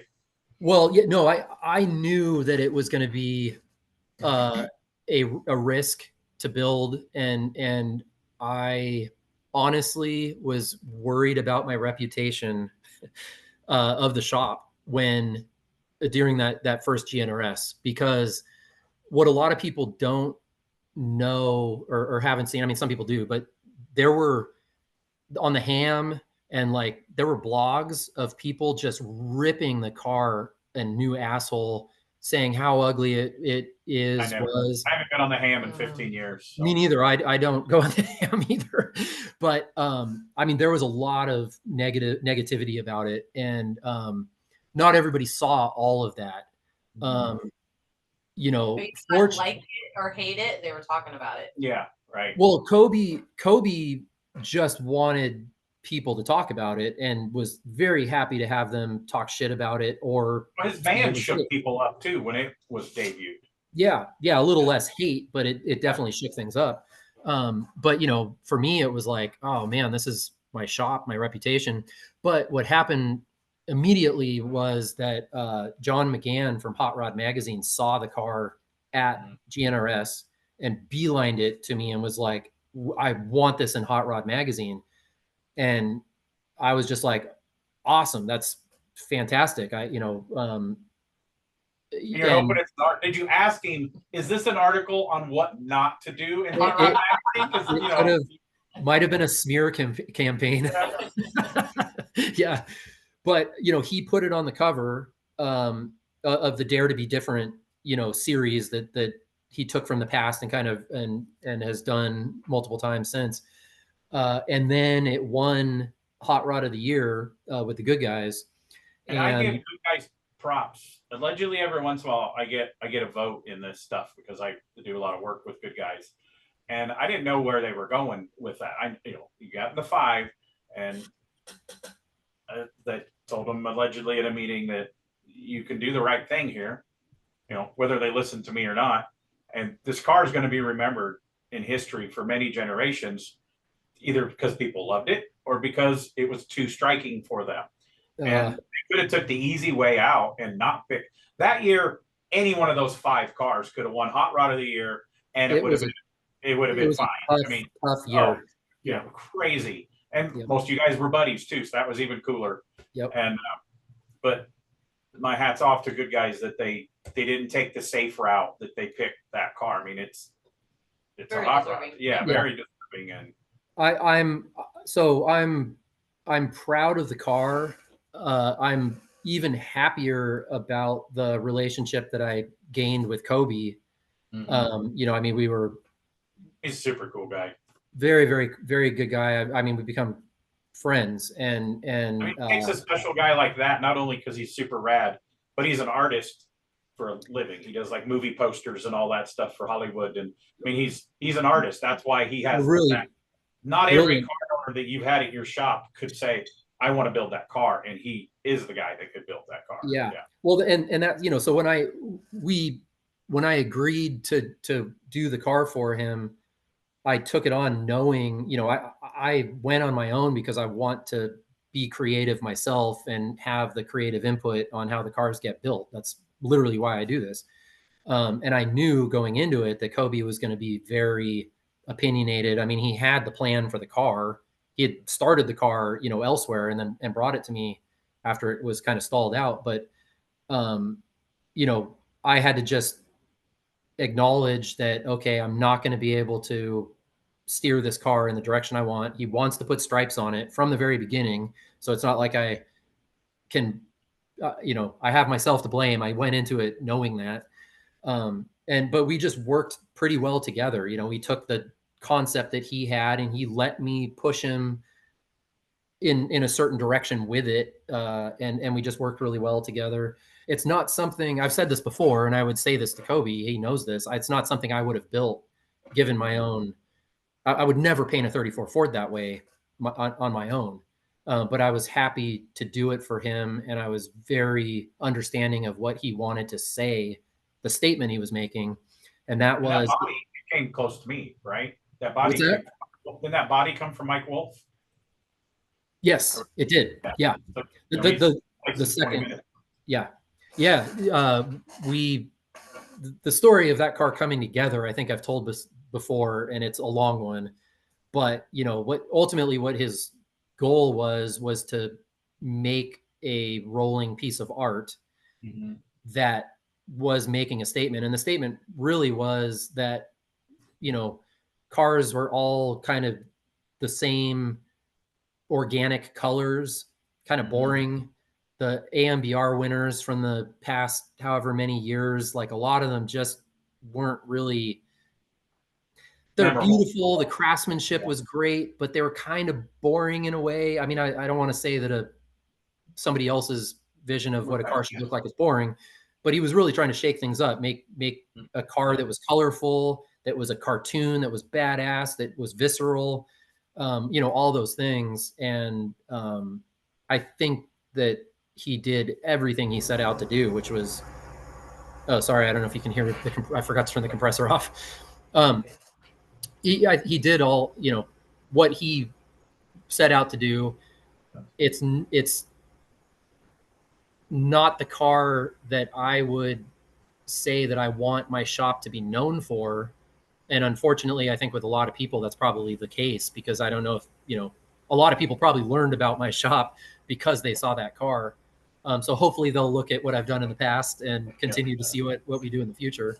But yeah, so you're going to ask about the new hot rod of the year, which I was very happy to be able to build a car that I think is also a colorful car, a badass hot rod, not a normal run of the mill car that people have been building lately, but make it not controversial and just do it the way that I really think a cool hot rod should be. It's a what, 33 Willys. It's black with blue flames. It's Yeah, a motor injected. I mean, it's hot rod as you can get. And at the hot rod of the year, we were done announcing autocross, so I got to watch you guys do your drag race hits, and yeah, you just it was like you learned how to do burnouts from John Force, and the way the exhaust kicked that smoke out, it was like it couldn't have been any better. And that car, you had the chassis dialed in. That thing takes totally straight during that burnout. So yeah. Well, we, like all these cars, you finish them the day before you. The one thing about hot rod of the year is that you have to put mileage on the car, and so I'd driven it, hundreds of miles, and then you go do the full reliability run, another 120 miles there. But you kind of just get in it and hope it all goes okay. I mean, really, you're debuting a car, so it's not something that you so much so it had Steelies and caps on it, and you mounted the billet wheels on it. What, Friday night? Did you? At the show, I drove it on the reliability run and did the burnout and all that with the Steelies and the radials on it, and then we put the custom wheels. Zach from Pyramid did them for me with the slicks on it for the show. Yeah. Which, I mean, it's just fun. When we showed it at GNRS and debuted it, I actually had one set of wheels, the Steelies on one side of the car and the mag wheels on the other side of the car. And I mean, it was just a fun thing to do. And people would just, why do you, they just didn't get it. I'm like, we just did it for fun. Don't read into it too much. So what do you got coming out of the shop? Everybody wants to know what's next. If there's something secret, you don't have to break the secret, but what do you have got coming out cool? Well, so we are starting actually right now. About is the time that I start to get nervous and start stressing out for GNRS. I know it's a ways off, but we're going to finish up a 56 F100 for Tony Gerardo, which is Art Morrison. Coyote. I help people on crashes from time to time. Oh, you're invited. Come on out. I don't come for free, but I will come. I've been to Zane's, I've been to Tucci's, I've been to other people's shops. I might be going to another shop to help on a SEMA thrash. And yep. So yeah, then I like to be a part of see how other people run their shops too. And well, that's sometimes you don't want to see behind the curtain. I've seen a lot. I work by myself, so I'm kind of, I know it's hard to believe it, I'm kind of an introvert too. I'm on the microphone at events almost every weekend, but when I'm here, I don't talk to nobody. Yep. That's how you get stuff done. I just work and answer, return messages. I don't answer the phone during the day, but anyway, working on. Well, we'll be thrashing on that. I may give you a call. And then we're also going to finish up a 55 Nomad that we're doing for Bryn, who's a local guy here in I think he lives in San Leandro, close to Hayward. And the F100 is going to be 60s inspired design wise, but it has the Morrison chassis. It's got the Coyote motor in it, blown Coyote motor. And then the Nomad is going to be quite a bit different than I think anything I've ever put out there, in that it's going to have kind of autocross, not autocross, but like a road race theme to it. Lola style wheels on it. It's got an LT4 engine that's done much more like a kind of race car engine compartment, but then also with some of the traditional, you know, design elements as well. But I think people will be a little surprised when they see it. A little bit of a departure for us, but it's, you know, Roy has the whole market on 32 Fords in all of the Bay Area, so I'm lucky when I get an early Ford to work on these days. Where, you know, all the phone calls now are for trucks and for muscle cars. So gotta do them. Nice. So your 2 questions? Yep. My 2 questions. First one is, what is one show that you've never been to that you would love to go to? And then the second part is, what is your favorite show that you love to go to? Oh man. I'm going to take the easy way out on the show that I haven't been to, because we're actually going to it in a couple of weeks, is the Triple Crown. I've meant to go a couple times already, and then, you know, scheduling, whatever, hasn't worked out, but we are going to go for the first time. We're going to take, we built a 68 Dodge Charger that we debuted actually with the 33 Willys at GNRS last year, but we are just now going for Muscle Machine of the Year with the good guys. Not in expecting to win, but we're just doing it to have fun. We're going to do the autocross with it and take it to Texas. But so we'll take that out to Nashville and show that. I'll be on the mic there for Texas. So. What's the engine in it? I'm sorry, what? What's the engine in it? Oh, so that is, so it has a 392 modern 6.4 liter Hemi in it. So she's going to tell you need to, after the Triple Crown, you need to come to Mo Party, which is the very next weekend in Bowling Green, 2 hours away. Kentucky. Huge Mopar event. I'm just telling you. So I 100% would. I'm actually, after Triple Crown, I'm driving up to Detroit because I'm going to take it on the Hall of Fame road tour with the Good Guys show and drive it from Detroit to Wes Rydell's place in North Dakota. They start that next weekend? It starts the next weekend. What day? Are you sure? Positive. Yeah, Saturday. Well, it better, because that's what I'm signed up for. There's another weekend in between. It's Triple Crown, Mo Party. There's a weekend in between. Then it's Texas. Well, he's going to do the Good Guys road tour. But it's not 2 weeks. Oh, yeah. No, the road tour starts on the Saturday after. Texas, then so I'll drive to North Dakota, and then I'm shipping the car back down to Texas for the Good Guys show.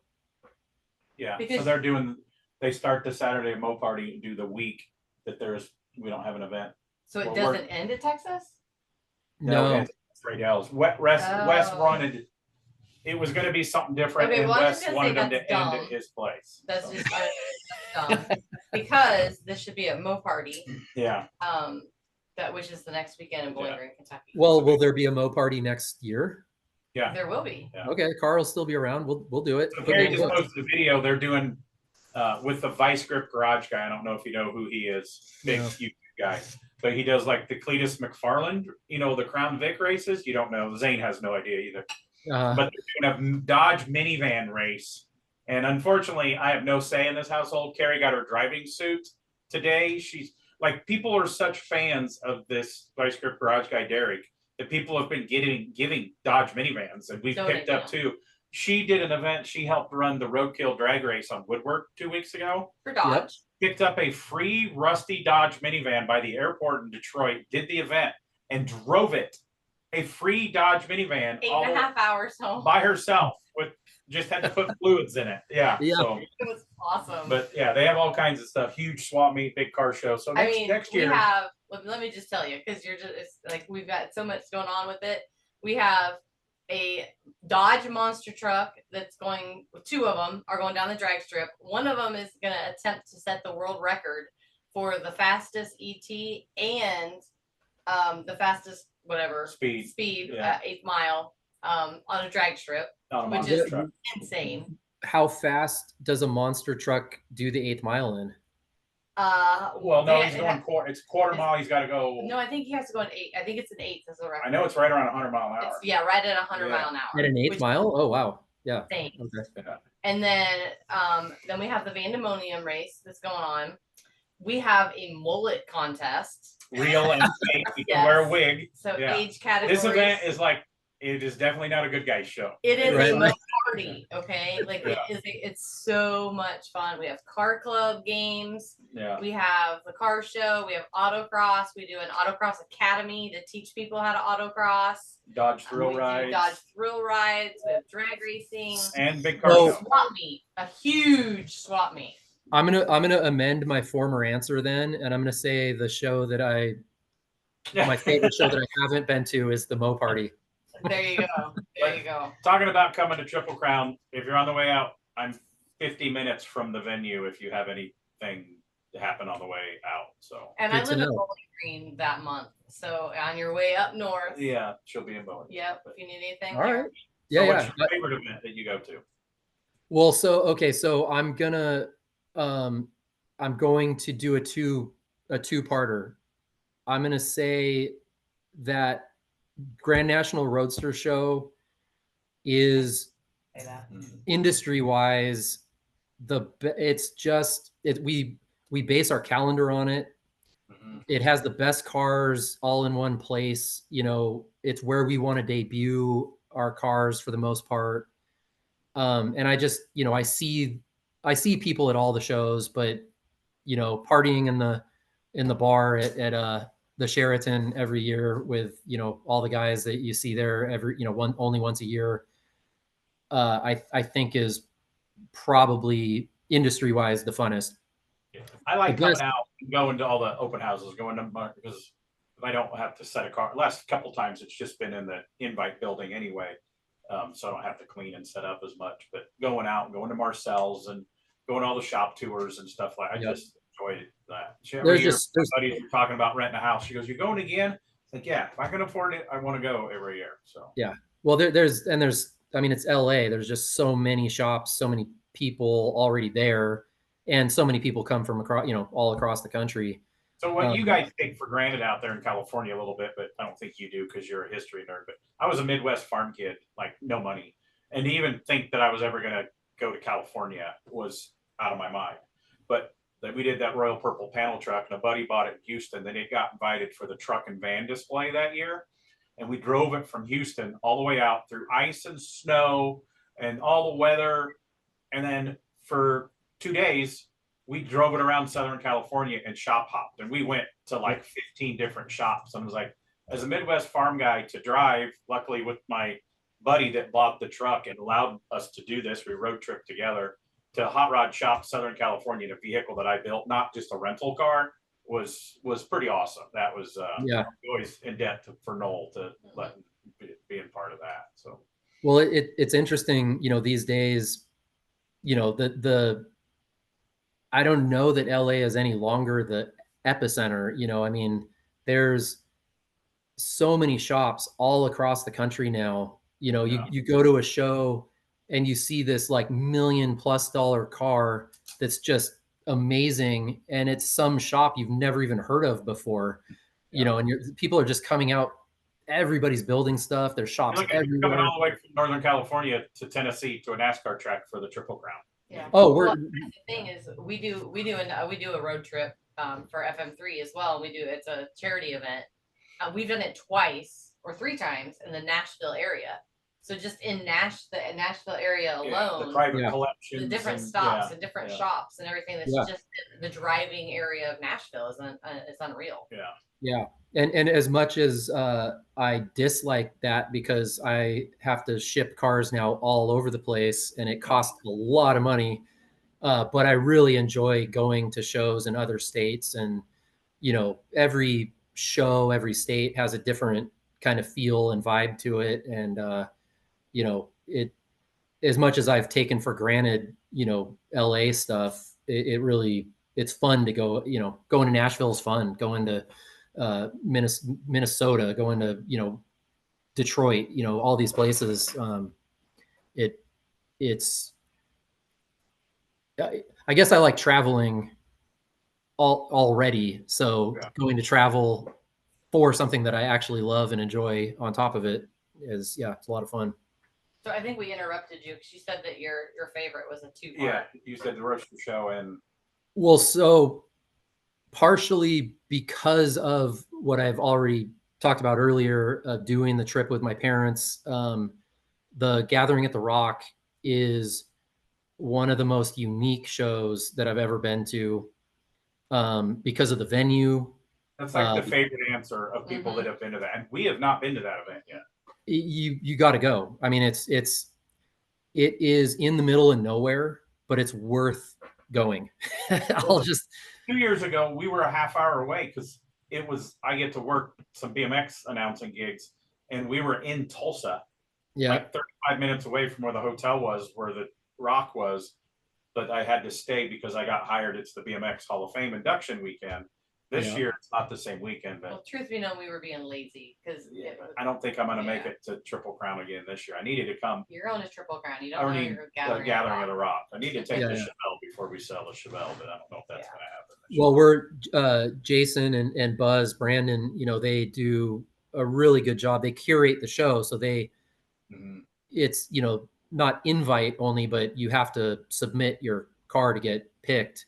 And he's told me, even though we don't do muscle cars, he said the Chevelle I got is hot rodded enough. He goes, I would love to have this Chevelle there. So yeah, well, they do a really good job of having the right cars that maybe aren't exactly what, you know, but everything they pick is just perfect. Every car there belongs there.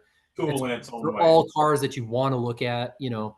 And then the location, just being at the Rock, you know, at Woolly Rock, it's just such a unique place. And it's one day. It feels like it goes by in the blink of an eye. You know, you do the reliability run, the cruise on Friday, and then the show on Saturday, and you're done. But so I have a question that, without something that somebody's going to steal your idea, what would you like to build that you've never got to? You get to build. We didn't talk about the Panella cars. You get to do some really cool race cars and stuff like that. But that can be a part too. Is there a car that you would like to build for a customer? Because, you know, then we get paid. Or for yourself, it's like, oh, I have a list of 10 cars. Man, I really want to talk a customer into this car. Yeah. You know, but is there one that you like, oh, I'd really like to do that, or a recreation of a car or something? I'm sure you're listening too. Well, so I'm going to take the easy way out on this one too. I have a list in my drawer of bucket list cars that our customers walk in, and if they don't have something in mind, I would love to pitch to them. But I'm kind of starting to build the car that I've loved since I was a little kid, looking at my dad's magazines. So Lee Pratt is Southern California. He's actually from Des Moines, Iowa, and came out San Jose and then moved to LA, and is in Pomona now, actually really close to the Pomona Fairgrounds. But he's built every car he's built has been an amazing car. Customs, very much like my Riv, you know, Bellflower kind of, you know, early custom, almost lowrider style. But he built a 41 Buick sedanette, a fastback, back in the 70s that was just purple and lavender. Yeah. And it's just one of those cars on true spokes, hydraulics, sitting on it's one of the first cars, you know, I mean, I'd seen like a few low riders that were on the ground like that, but this car, there's just something about it, you know, that's left its mark in my brain. And so I'm building the car with Lee. I bought the Buick. I own it. Lee did all the metal work on it and got it in kind of rough prime. And then we went down and we got it upholstered by, you know, some dude in his garage in LA, as Tijuana as you can get. So that's my work in progress that I hopefully will finish. I really want to debut it at Woolly Rock, drive it out to the Rock when I get it done. So that's my easy answer. Well, that's a cheating answer. Cool. anything else you want to add before we wrap this up? I was like, I could see we're doing a part 2 in the future here. So I've still so many questions, but we've been going for over 2 hours. So Has it been over? Oh my God. yeah. Yeah, no, all I want to say is, like you guys were mentioning earlier, you know, just taking the time to do these podcasts and I'll say 2 things. One is, I really am happy that you guys are taking the time to do this type of thing. And like you said, putting on record the stories and voices of, you know, the people who are still around, who mean so much to our industry. And number 2, you were joking that I've been on podcasts before. Every time, like even when you asked me, every time somebody comes to me to do something like this, I'm just like, why would anybody want to listen to me? Why, you know, I don't feel like I'm at the point in my career where I should be doing this. So I really appreciate being asked, and I'm flattered. I think you mentioned earlier that I've been inducted into halls of fame, and it's like, you know, why do you want to disgrace your hall of fame by putting me in it? When I got inducted at GNRS, my whole speech was basically, I don't deserve to be in this hall of fame.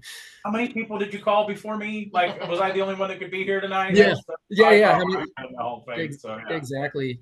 But you know, to be following, now that my dad's gone, to be following in his footsteps in this industry, it just means so much to me to meet the people that really were his friends, who were people that I looked up to as you know, heroes when I was a kid, and now to be shaking hands with them at car shows and being invited to be on podcasts by people who I respect and admire, just, it means the world to me. And I appreciate it so much more now that my dad's gone, in a way that I didn't before, way too soon. But it's a privilege for me to be carrying on. You know, I very much now look at it as carrying on his legacy, which I didn't even think of until it was too late, I guess, really. But so yeah, thank you for having me on. I don't know how much your dad smiled at you, because we know people that some dads don't even hug their kids, but I would think your dad's still smiling down on you for making the family name still in a very positive way. I've even, well before he died, I would be told by everybody else, oh, your dad just talks so highly of you and he's so proud of you. But never so you could hear it. Yeah. Never here. Yeah. But I've heard it enough from other people that I know he was, and hopefully still is, even though I have his Roadster in my shop right now, you know, and every time I drive his car, it's never going to be my car. I'm just a caretaker now. And I just picture him watching me and like getting pissed at how I'm driving it, and like, don't go over those speed bumps so fast. Yeah.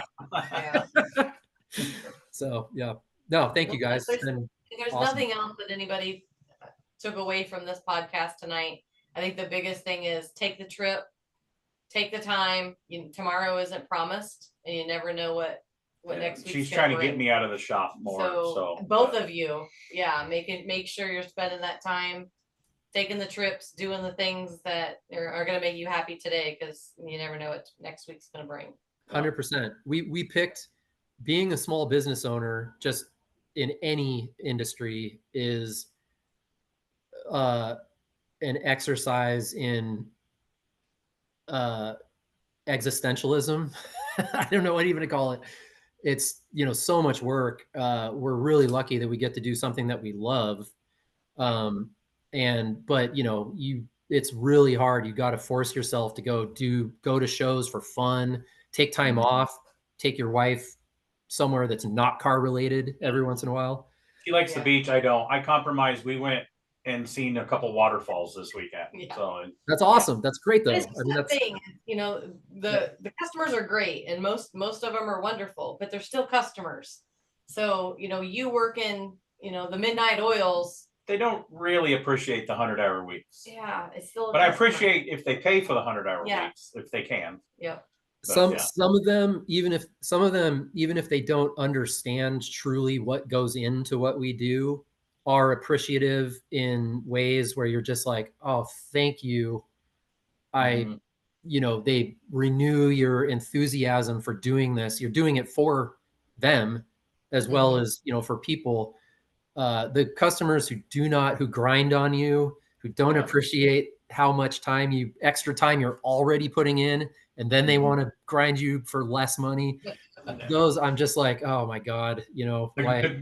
The best customers are the ones that I call their art connoisseurs. They might have art on their wall, or they might have something else, but they're creating their own version of art. And I always say that, you let Hugo, you've got a style. You let Brizio do, he's got a style. Rad Rides, BBT, all those guys, you let them go, say, build me a car.